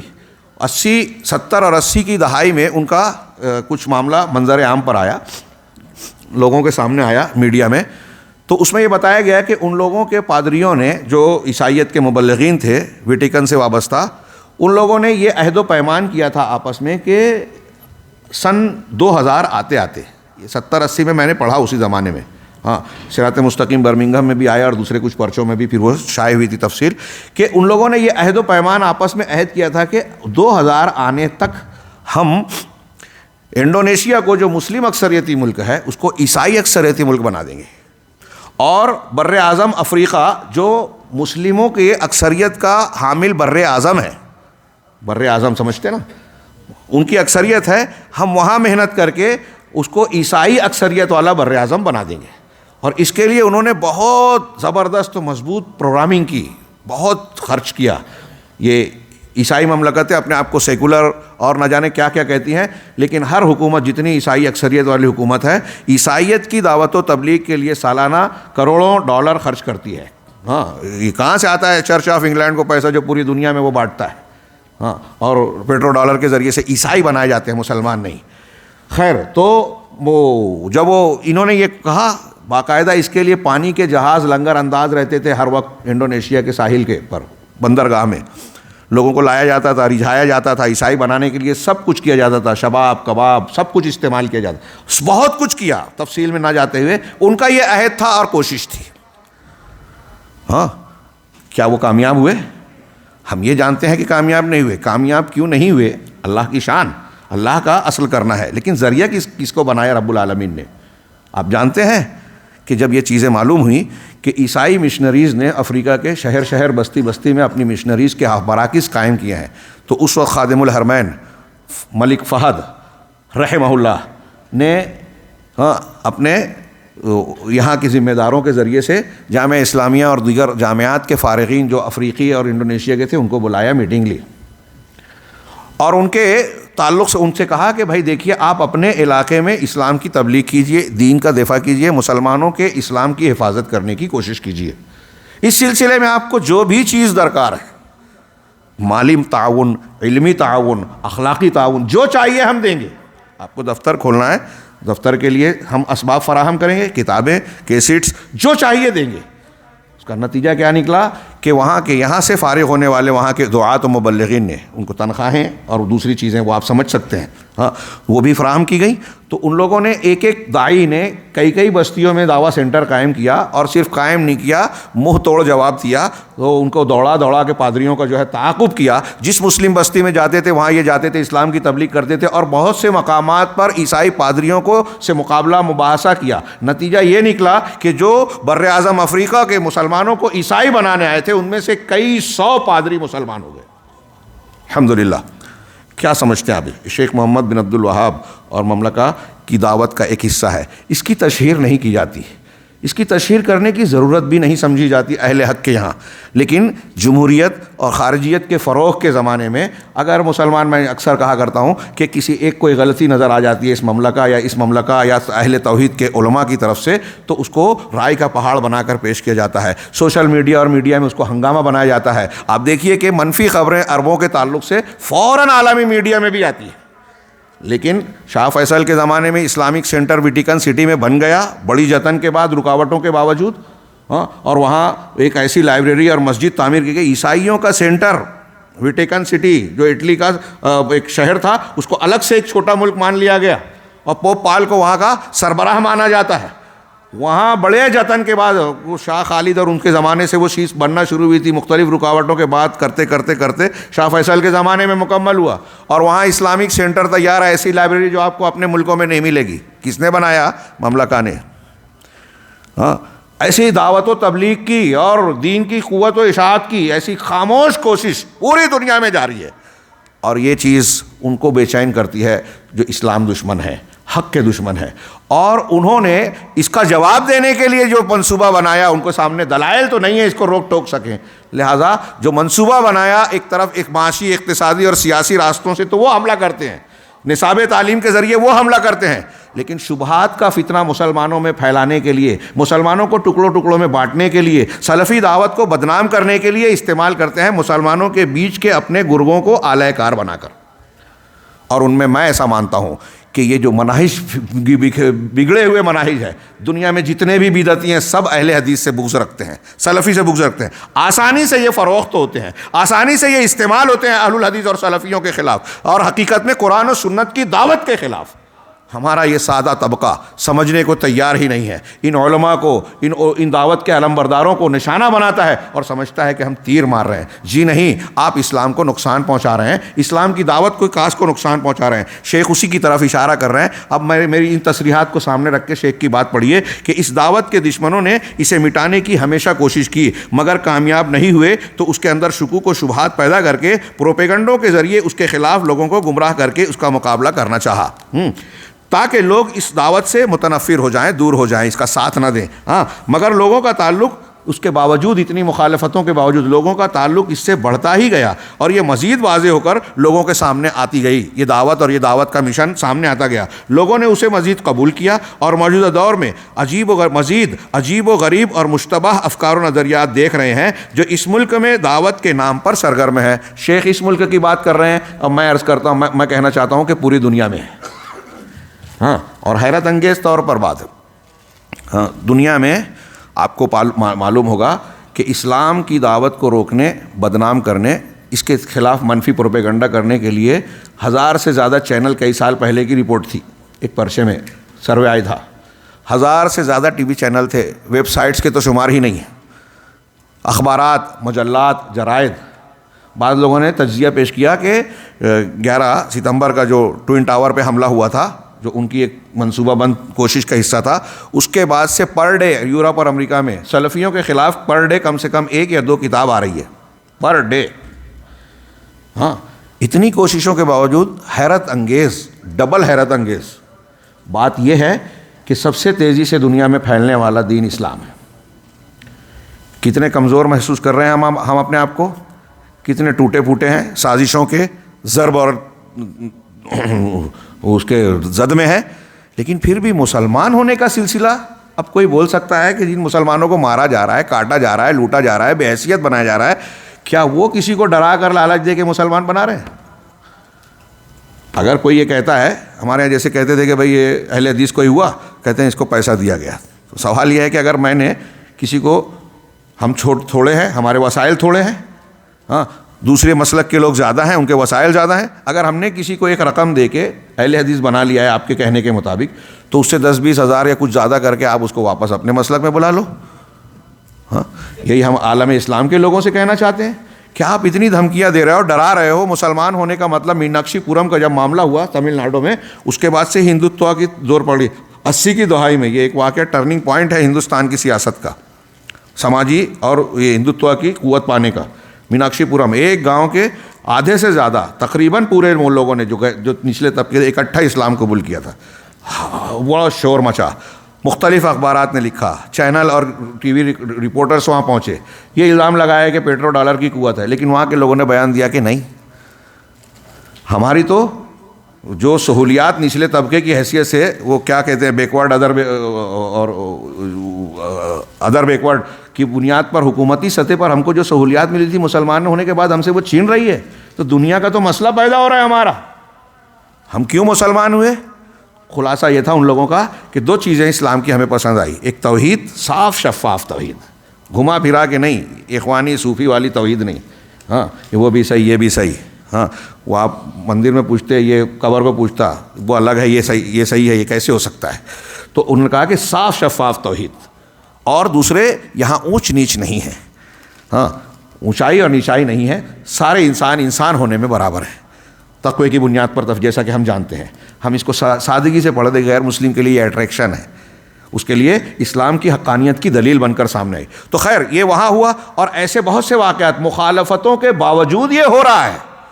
یہ اسلام کی حقانیت کی چیختی چلاتی دلیل ہے, منہج حق کی چیختی, جیسے مسلمانوں کے تعلق سے ہو رہا ہے, ایسے میں یہ مانتا ہوں, اور آپ بھی مانیں گے, غور کریں گے کہ پوری دنیا میں سب سے زیادہ مخالفت, مسلمانوں میں سب سے زیادہ دشمنی اور مخالفت اہل الحدیث کی ہوتی ہے. جہاں ان کے مقابلے میں کوئی بدعتی گروہ ہے, وہ ان کے تعلق سے انتہائی سخت ہے. مساجد توڑ دی جا رہی ہیں, ان کو مارا جاتا ہے, ٹھوکا جاتا ہے, مسجد بنانے کے لیے روکا جاتا ہے. ہمارے یہاں سیدھے سادے لوگ جو اپنے کہتے ہیں کہ ہم تو سیدھے سادے ہیں, وہ یہ کہتے ہیں کہ اہل حدیث کی مسجد نہیں بننے دیں گے, مندر چل جائے گا. یہ میں ہوائی بات نہیں کر رہا ہوں, کئی شہروں کی خبریں ہیں. ہاں, میں ہندوستان میں ہوتا تو نام لے کر بیان کرتا, یہاں مناسب نہیں ہے. ہاں, تو ایسا بہت سا واقعہ کہ لوگ یہ کہتے ہیں, یہ شدت اہل الحدیث کے خلاف اتنی مخالفت کی گئی, اتنے جھوٹے پروپیگنڈے کیے گئے, اس کے باوجود آپ دیکھیں کہ پوری دنیا میں لوگ سلفی منہج کو تیزی سے قبول کر رہے ہیں. یہ بھی کوئی معمولی بات نہیں ہے. سلفی منہج, ہاں اس صدی کا بقول علامہ احسان علی ظہیر کہ اگلی صدی میں یہی لوگوں کا مذہب اور دین ہوگا، اسی کو غلبہ حاصل ہوگا، کیونکہ سائنس، تحقیق اور معلومات جیسے جیسے بڑھے گی اور لوگ تحقیق کرنے کے بعد جب اسلام کی تعلیمات کو جانیں گے تو انہیں قرآن و سنت کے دلائل کے ساتھ جو چیز ثابت شدہ نظر آئے گی وہ سلفی منہج کے علاوہ کوئی نہیں ہے دین حق کی شکل میں۔ تو شیخ کا یہ جملہ میں نے میری تشریح میں آ گیا، کچھ باتیں میں چاہ رہا تھا کہ 2 منٹ میں اس سے آگے بڑھ جاؤں لیکن بات طویل ہو گئی، پھیل گئی بات جی۔ تو کہہ رہے ہیں کہ یہ لوگ جو جتنا اس کو روکنے کی کوشش کر رہے ہیں اتنا یہ بڑھتا جا رہا ہے، اور اس کے مقابل میں کہا کہ عجیب و غریب اور مشتبہ افکار اور نظریات دیکھ رہے ہیں جو اس ملک میں دعوت کے نام سے سرگرم ہے۔ ہندوستان صرف اس ملک میں نہیں، پوری دنیا میں یہ بات ہو رہی ہے۔ کہیں آپ دیکھیں کہ ہر تھوڑے دن پہ ایک آدمی پیدا ہوتا ہے، منکر حدیث ہے وہ، اور اس کو کچھ لوگ لائک کرتے ہیں، فالوورز ہو جاتے ہیں۔ ہاں ایک گروہ جب کوئی منصوبہ بناتا ہے نا تو بھائی کہتے ہیں کہ آپ شیخ بیان دیجئے، ہاں، اور ہمارے پہلے لوگ جو ہیں وہ سب کے سب اس کو لائک کرتے ہیں، تو دیکھنے والے کو لگتا ہے کہ ارے ان کو سن کے جو ہے لائک کیا، ایک دن میں 1,00,000 لوگوں نے سن لیا، تو ہمارے یہاں لوگ پریشان ہو جاتے ہیں۔ یہ طریقہ ہے باطل پرستوں کا۔ تو خیر یہ سرگرم عمل ہے۔ کوئی صحابہ کرام کو خلاف بول رہا ہے، اب مرزا علی انجینئر، ہمارے نوجوانوں کا ایک طبقہ جو علم نہیں رکھتا، اصول سے واقف نہیں ہے، علماء سے جڑا ہوا نہیں ہے، اس سے متاثر ہو کے صحابہ کرام کو برا بھلا کہہ رہا ہے۔ حقیقت جاننے والے تھوڑی سی تحقیق کرتے ہیں تو پتہ چلتا ہے کہ وہ رافضیوں کا ایجنٹ ہے، عالم نہیں ہے۔ ہاں، اور ان کو یہ نظریات جو ہمارے درمیان آ رہے ہیں شیخ اسی کی طرف اشارہ کر رہے ہیں۔ شیخ نے کہا کہ مختلف ناموں سے، جیسے اب شیخ نے کہا کہ ایسے افکار آ رہے ہیں جو اس ملک میں دعوت کے نام سے سرگرم ہیں، مختلف ناموں سے، جیسے اخوانی جماعت، تبلیغی جماعت اور اسی طرح کی دوسری جماعتیں جن کا صرف ایک مقصد ہے اور وہ یہ ہے کہ توحید کی دعوت کو مٹا کر اس کی جگہ یہ لے لیں۔ یہ کون چاہ رہا ہے؟ میں نے جو عالمی پس منظر بیان کیا اس کے تناظر میں دیکھا جائے کہ ایسے لوگوں کو لانچ کیا جاتا ہے، اہل حدیث کے مخالفین کو مارکیٹ میں دعوت و تبلیغ اور میڈیا کے میدان میں لانچ کیا جاتا ہے۔ یہ معلوم رہے کہ ان جماعتوں کا مقصد بھی وہی ہے جو مقصد ماضی میں اس دعوت کے خلاف برپا جماعتوں کا تھا۔ سب نے اسی توحید کو مٹانا چاہا، اگرچہ سب کے اسلوب اور طریقے الگ الگ رہے، ورنہ اگر یہ جماعت حق الگ الگ رہے مگر سب کا مقصد ایک ہی رہا، ورنہ اگر یہ جماعت حق پر ہوتی۔ یہ بہت پیاری بات کہی انہوں نے، شیخ فوزان نے۔ میرا بھی دل کا ایک سوال ہے جو میں نے بعض خطابات میں کہا کہ اگر آپ صحیح ہیں، آپ دعوت اسلامی کے اتنے زبردست حامی اور علم بردار ہیں، تو سوال یہ پیدا ہوتا ہے، شیخ کہہ رہے ہیں کہ جماعتیں بلاد توحید پر فکری حملہ کر کے، اوپر سے دیکھیے عبارت، کہ اگر یہ جماعتیں حق پر ہوتیں اور دعوت توحید ان کا مقصد ہوتا تو آخر اپنے ملکوں کو چھوڑ کر اس بلاد توحید میں کیوں آتی کہ اس کے مقابلے ان کے ممالک زیادہ اس دعوت کے محتاج ہیں۔ ایک بات بتائیے کہ قبر پرستی، صوفی پرستی، شرکیات، بدعات، خرافات، نئے تہوار سعودی عرب میں کتنے منائے جاتے ہیں؟ ہندوستان، پاکستان، مصر، لبنان، شام، ان میں کتنا منایا جاتا ہے؟ کہاں زیادہ ہیں؟ ظاہر سی بات ہے اب وہاں سے، اس ملک سے یہاں آ کے یہاں آپ جو ہے دعوت و تبلیغ کا کام کرنا ہے، یہاں آلریڈی ہو رہا ہے۔ ہاں، حکومت کی سرپرستی میں مضبوط انداز میں شیخ محمد عبد الوہاب رحمہ اللہ کی دعوت گھر گھر پہنچائی جا رہی ہے، پہنچ رہی ہے، بلکہ یہاں سے باہر بھی پہنچائی جا رہی ہے۔ اور آپ یہاں آ کے اصلاح کرنا چاہتے ہو، جبکہ آپ کے یہاں قبر پرستی، آپ وہاں خاموش ہو، تصوف ہے آپ وہاں آنکھ بند کر لے رہے ہو، ہاں، مختلف قسم کی بدعات ہیں، خرافات ہیں، شرکیات ہیں، حدیثوں کا انکار ہے، تخفیف ہے، نہ جانے کیسی کیسی گمراہیاں ہیں، اسے چھوڑ کر یہاں کیا مطلب ہے؟ غور کیجئے، موٹی سی بات شیخ نے اس کی طرف توجہ دلائی۔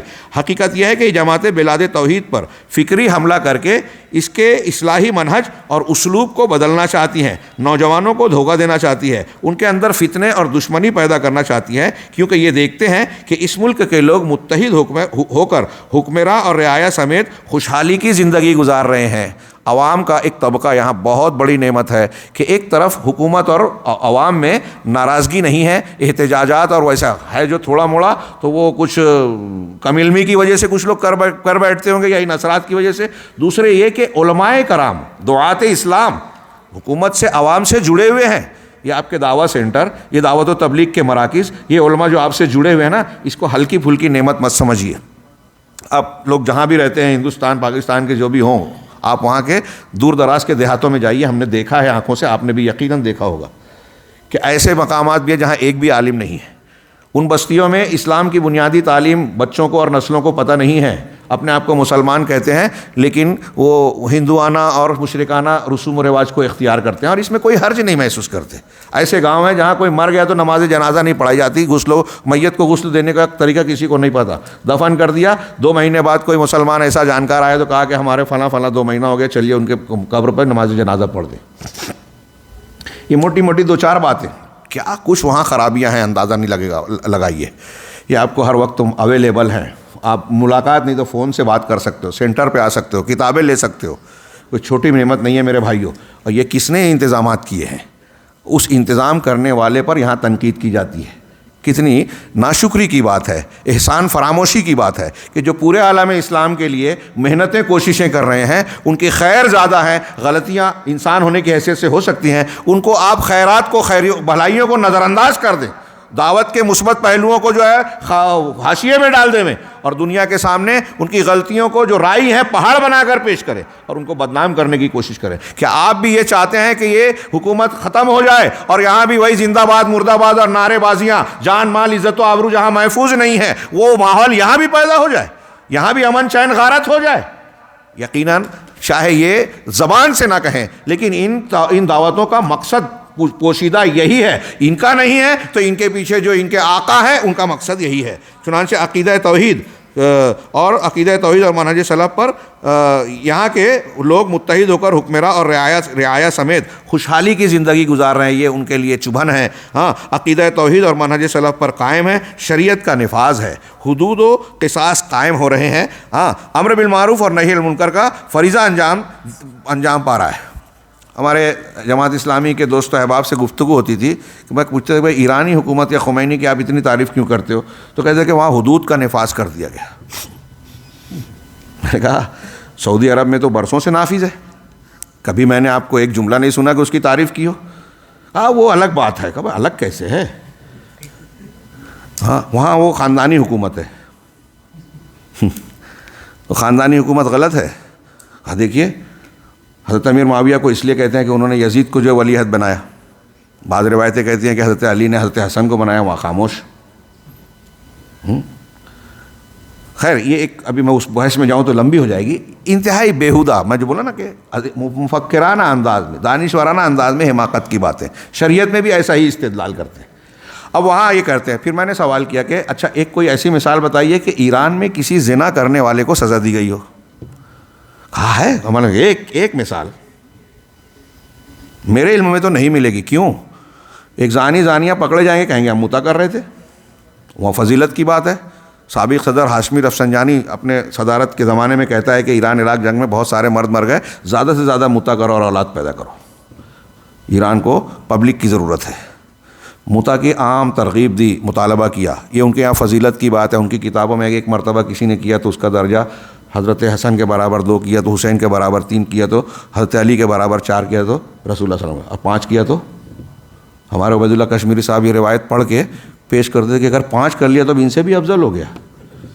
ہاں کہاں جائے گا؟ اور وہ بھی کیا متا, کیا زنا. انا للہ و انا الیہ راجعون. جو جہاں زنا کو شرعی حیثیت حاصل ہو وہاں زنا کی حد کہاں سے قائم ہوگی؟ سوال ہی نہیں پیدا ہوتا. یہ تقیہ باز ہیں, ان کو پتہ ہی نہیں ہے. ہاں منافقین کا ایک ٹولہ. خیر تو امر بالمعروف اور نہی المنکر کا فریضہ یہاں انجام, اس لیے دشمنان توحید نے چاہا کہ اس نعمت کو چھین لیں اور اس ملک کو بھی دوسرے تمام ممالک کی طرح بنا دیں جہاں انارکی اور ابتری کا دورہ اور عقیدے میں فساد ہو. ورنہ آخر یہ اپنے بگڑے ہوئے ملکوں کو چھوڑ کر اس بلاد توحید میں کیوں آتے؟ بہت بھاری اور وزندار سوال ہے.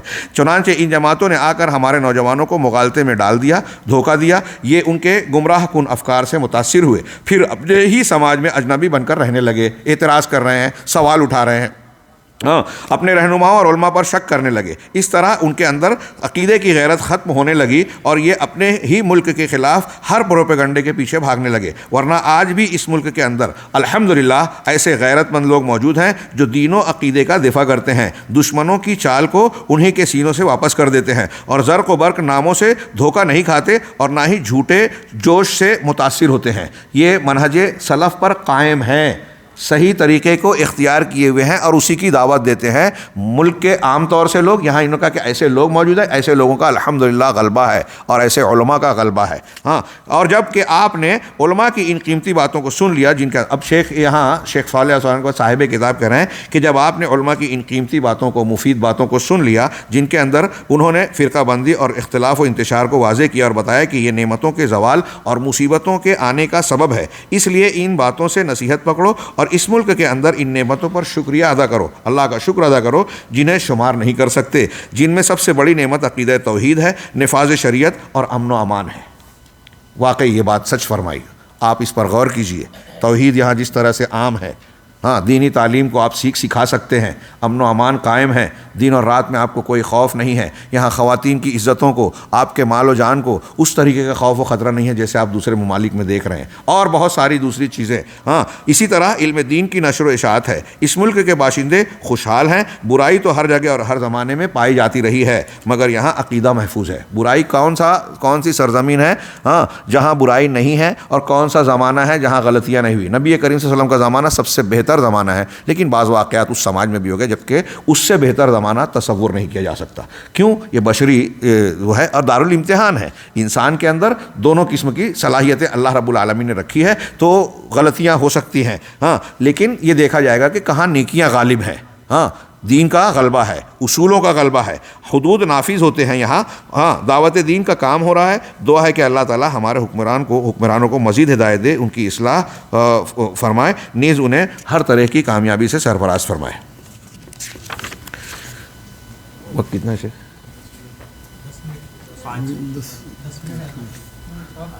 یہ ایک ملاحظہ ہو جائے. ہاں جی، یہ پانچواں ملاحظہ ہے. کسی قدر میں اختصار سے کام لیتا ہوں، لیکن آپ سے گزارش ہے کہ آپ تیار ہیں کہ بھائی میں مختصر کہوں گا لیکن آپ اسے ایک مرتبہ پورا پڑھیں گے انشاءاللہ. تو یہ پانچواں ملاحظہ کہ اپنی مجلسوں میں حکام پر نکتہ چینی کرنا، ان کی غیبت کرنا، ان پر طعن و تشنیع کرنا، ان کے عیوب کو سامنے لانا اور ان کی غلطیوں کو اچھالنا، جس کی وجہ سے نوجوانان امت اور عوام اپنے حکمرانوں سے نفرت کرنے لگے اور جو فتنہ و فساد کا سبب بنے. بہت بڑی بات ہے، موجودہ دور کا ایک بہت سنگین فتنہ. اللہ کے رسول صلی اللہ علیہ وسلم کی حدیث سے استدلال کر کے اس تعلق سے شیخ نے متنبہ کیا کہ اخوانیوں کا یہ طریقہ اللہ کے رسول کی تعلیمات کے سراسر خلاف ہے. حدیث کا عربی متن چھوڑ کر اردو کو میں سرسری طور سے پڑھتا ہوں کہ آپ نے فرمایا، بہتر حاکم تمہارے وہ ہیں، اچھے حاکم وہ ہیں جن کو تم چاہتے ہو اور وہ تم کو چاہتے ہیں. دونوں ایک دوسرے سے محبت کرتے ہیں. ہاں، وہ تمہارے لیے دعا کرتے ہیں اور تم ان کے لیے دعا کرتے ہو. ہاں، حاکم کی عزت تمہارے دل میں، تمہارے اچھے حاکم. اور برے حاکم تمہارے وہ ہیں جن کے تم دشمن ہو اور وہ تمہارے دشمن ہیں. تم ان پر لعنت کرتے ہو، وہ تم پر لعنت کرتے ہیں. لوگوں نے عرض کیا، یا رسول اللہ، ایسے برے حاکموں کو تلوار سے نہ دفع کریں؟ آپ نے فرمایا، نہیں، جب تک وہ نماز کو تم میں قائم کرتے رہیں، اور جب تم کو کوئی بات اپنے حاکموں سے دیکھو تو دل سے اس کو برا جانو لیکن ان کی اطاعت سے باہر نہ ہو. یہ ایک حدیث جو نقل کی کہ نماز اگر وہ قائم کر رہے ہیں تو ان کا ساتھ دینا ہے، بہت اہم تعلیم ہے. وقت ہوتا تو میں کچھ تاریخی حوالے دیتا. ایک جملے میں یہ کہوں کہ کیا نام تھا جس نے بہت سارے صحابہ اور تابعین کو شہید کیا؟ حجاج بن یوسف. حجاج بن یوسف کا زمانہ دیکھیے کہ اس نے کتنے مظالم کیے، کیسے کیسے قتل کیے. اس سے کتنے چھوٹے ہوا ہے نمیر بن نمیر، ایک رافضی کو جس نے یہاں حکومت کے لیے چیلنج کیے تھے، بہت سارے قابل گردن زدنی جرائم کا ارتکاب کیا تو اس کو سزا دی گئی. تو ہمارے ملکوں میں جو ہے طوفان اور اٹھایا گیا، ہنگامہ مچایا، ارے اس کو مار دیے. یہاں کے حالات اور اس کے جرائم کا پتہ ہی نہیں ہے. بھائی دنیا کا کون سا ملک ہے جو اپنے باغیوں کو چھوڑتا ہے؟ ہاں، یہ باغی تھے، پہلے مرحلے میں قتل کرنا چاہیے تھا، انہوں نے تو مصلحتاً دیر سے کیا. ہاں، ہمارے یہاں یہ طریقہ اختیار کیا جاتا ہے اور فوراً تنقید کے دہانے، اور پھر آپ کی تنقیدوں سے کیا بدلنے والا ہے؟ یہ اسلامی طریقہ ہے. شریعت کا یہ حدیث، یہاں نماز قائم ہے، دعوت قائم ہے، توحید قائم ہے، اسلامی حدود نافذ ہے جیسا کہ بھی ہم نے پڑھا. دوسری حدیث جو ہے حضرت زیاد کی ہے کہ ابو بکر رضی اللہ عنہ کے ساتھ ابن عامر کے ممبر کے نیچے دیکھا، وہ خطبہ دے رہے تھے، ان کے بدن پر باریک کپڑا تھا. ابو بلال نے کہا، ہمارے امیر کو دیکھو، فاسقوں کا لباس پہن رکھا ہے. ہاں، ابو بکر رضی اللہ عنہ نے کہا کہ خاموش رہو، میں نے رسول اللہ صلی اللہ علیہ وسلم کو فرماتے سنا ہے، جو شخص زمین پر اللہ کے بنائے ہوئے سلطان کو ذلیل کرے تو اللہ اسے ذلیل کرے گا. دیکھیے ایک صحابی ایک شخص کو امیر کی پر تنقید کرتے ہوئے روک رہے ہیں. نیچے اور ایک روایت نقل کی رسول اللہ صلی اللہ علیہ وسلم کا فرمان کہ جو حاکم کو نصیحت کرنا چاہے وہ کھلے عام نصیحت نہ کرے, اسے چاہیے کہ اس کے پاس تنہائی میں جا کر نصیحت کرے, اگر اس کی بات مان لے تو بہتر, ورنہ اس نے تو اپنا حق ادا کر دیا جو اس کے اوپر واجب تھا. دیکھیے یہ اللہ کے رسول صلی اللہ علیہ وسلم کی حدیث ہے کہ اگر آپ حاکم کو دیکھ رہے ہیں تو کنارے لے جا کے خاموشی سے کہیں, مان لے تو اچھا, نہیں تو آپ کا کام ہو گیا, اگر غلطی کر رہا ہے تو اللہ تعالیٰ اس کو پکڑے گا. یہ اسلامی طریقہ ہے. اور منبر پہ بولنا, اخبار میں لکھنا, کیا بولتے پوسٹ کرنا ٹویٹر پہ, واٹس ایپ پہ کسی حاکم اور عالم کے خلاف, یہ اسلام کی تعلیم نہیں ہے, قرآن حدیث کی تعلیم نہیں. جو لوگ اسلام کی مخالفت پر یہ کر رہے ہیں, اس طرح کی تنقیدیں کرتے ہیں, وہ خود اسلام کی مخالفت کر رہے ہیں. ہاں یہ خارجیت ہے. ہاں جیسا کہ حضرت عثمان کے خلاف ماحول بنایا گیا. اسی طرح اور بھی ایک روایت نقل کی ہے, ایسی حدیثوں میں آپ دیکھ سکتے ہیں کہ صاف صاف اللہ تعالیٰ نے کہا, اللہ کے رسول نے کہا کہ جب تک کھلا ہوا کفر نہ دیکھو حاکم کا ساتھ دیتے رہو. ہاں کتنا بھی ظلم ہو, حجاج بن یوسف کے خلاف کسی اہل سنت والجماعت کے امام اور بزرگ نے بغاوت کا علم بردار اٹھانے اور لوگوں کو ورغلانے کی قطعی کوشش نہیں کی. کتنے مظالم تھے. ہاں سوچئے یہ منہج سلف تھا. اگر حکومت قائم ہے نا تو سب امن میں رہتے ہیں. اس کے مظالم کے باوجود حکومت گرنے اور انتشار پھیلنے کے بعد جو مسلمانوں کا نقصان ہوتا ہے وہ زیادہ ہوتا ہے. آج ہم دیکھ سکتے ہیں لیبیا, مصر اور فلاں میں کیا ہوا, کیا ہو رہا ہے. ہاں ہم ان کے حکمرانوں کو صحیح نہیں کہتے, لیکن جب حکومت تتر بتر ہو گئی تو وہاں کے عوام محفوظ نہیں ہیں, مالدار غریب ہو گئے, روزگار ختم ہو گئے, عزتیں, خواتین کی عزتیں محفوظ نہیں ہیں, اور کیا کیا آج شر و فساد وہاں پھیل رہا ہے. یہ سلف کے ان تعلیمات کی روشنی میں دیکھیے. شیخ الاسلام علامہ ابن تیمیہ نے فرمایا کہ جہاں تک علماء دین اور علم و فضل کا تعلق ہے تو کبھی اس بات کی اجازت نہیں دیتے کہ کوئی حکام کی نافرمانی کرے جسے کہ اللہ نے منع کر دیا ہے, ان کے ساتھ خیانت کرے اور کسی بھی طرح ان کے خلاف خروج کرے. قدیم و جدید ہمیشہ سے یہی اہل سنت والجماعت کا موقف ہے, اور اخوان المسلمین جماعت اسلامی اس کے بالکل خلاف ہے. وہ یہود و نصارہ کی طرح انقلابات, ثورات اور مظاہرات کی باتیں کرتے ہیں جو شرعی طریقہ نہیں ہے. شیخ عبدالعزیز بن باز کا بہت اہم یہ ہے, آخری اقتباس نماز سے پہلے ہم پڑھ رہے ہیں, کہ یہ سلف کا منہج نہیں ہے کہ حکمراں کے عیوب کی تشہیر کی جائے اور اسے ممبروں پر بیان کیا جائے, کیونکہ اس سے انارکی, لاقانونیت پھیلے گی, معروف میں نافرمانی کی جائے گی, اور ایسے قیل و قال میں پھنس کر رہ جائیں گے لوگ جس سے ان کا صرف نقصان ہوگا. اور یہی ہو رہا ہے, ہم مشاہدہ کریں.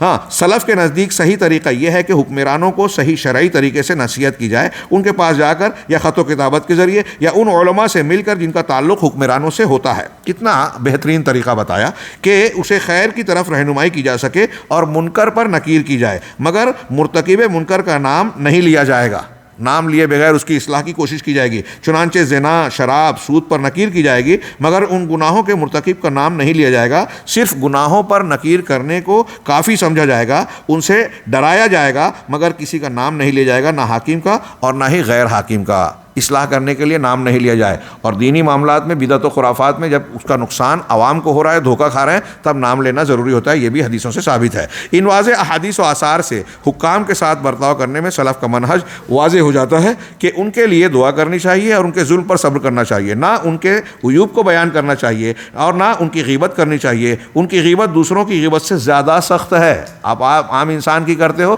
اور اس کے مقابلے میں حاکم یا عالم کی کرتے ہو, یہ زیادہ سخت ہے. انہیں نصیحت چپکے سے کرنی چاہیے, ان کے خلاف خروج کرنے سے دور رہنا چاہیے, وہ قولی ہو یا فعلی, بلکہ عوام کے دلوں میں حکام کی محبت پیدا کرنی چاہیے. یہی سلف کا منہج ہے. اس کے برخلاف خوارج کا منہج ہے, جو حکام کی تکفیر کرتے ہیں, ان کے خلاف خروج کرتے ہیں اور لوگوں کو ان کے خلاف ابھارتے ہیں. انہی کے بارے میں بعض سلف نے کہا کہ قاضی خوارج سب سے خبیث خوارج ہوتے ہیں. قاضی خوارج کسے کہتے ہیں؟ یہ ان خوارج کو کہا جاتا ہے, ایک تو وہ ہوتے ہیں جو ہتھیار لے کے نکل گئے حاکم کے خلاف بغاوت, ایک وہ ہیں جو چھپے رہتے ہیں اور لوگوں کو بہکاتے ہیں. ارے دیکھیے حضرت عثمان غنی نے اپنے رشتہ دار کو جو ہے والی بنا دیا, حضرت عثمان غنی نے ایسا کیا, یہ خوارج کا عمل تھا. ایسے ہی حکام کے خلاف جو لوگوں کو بھڑکاتے ہیں, ذہن بناتے ہیں, میڈیا میں جو ہے پوسٹ کرتے ہیں, وہ قاضی خوارج ہیں, سب سے خبیث ہیں. ہاں اور یا کہہ رہے ہیں یا وہ ابھارنا فعلی ہو یا تو مسلح خروج کے ذریعے یا مظاہروں کے ذریعے حکمراں کے خلاف. یہ ساری چیزیں جو ہے یہ اسی قسم کے خوارج کے طریقے میں شامل ہے. اس لیے اخوان المسلمین کو چاہیے کہ توبہ کریں اور اس فاسد منہج کو چھوڑ دیں جو کہ نافرمان خوارج کا طریقہ ہے. دعا ہے کہ اللہ تعالی ہم سب کو حق پر قائم رکھے اور ہلاکت و تباہی کے راستے سے محفوظ رکھے. یہ ہم لوگ 5ویں ملاحظے پر پہنچے ہیں. انشاءاللہ نماز کے بعد جو درس ہوگا ہم آگے بڑھیں گے, کوشش کریں گے کہ زیادہ سے زیادہ ملاحظات ہمارے درس میں آ جائیں. اللہ رب العالمین ہمیں خیر کی توفیق دے. وآخر دعوانا الحمدللہ رب العالمین صلی اللہ علیہ وسلم.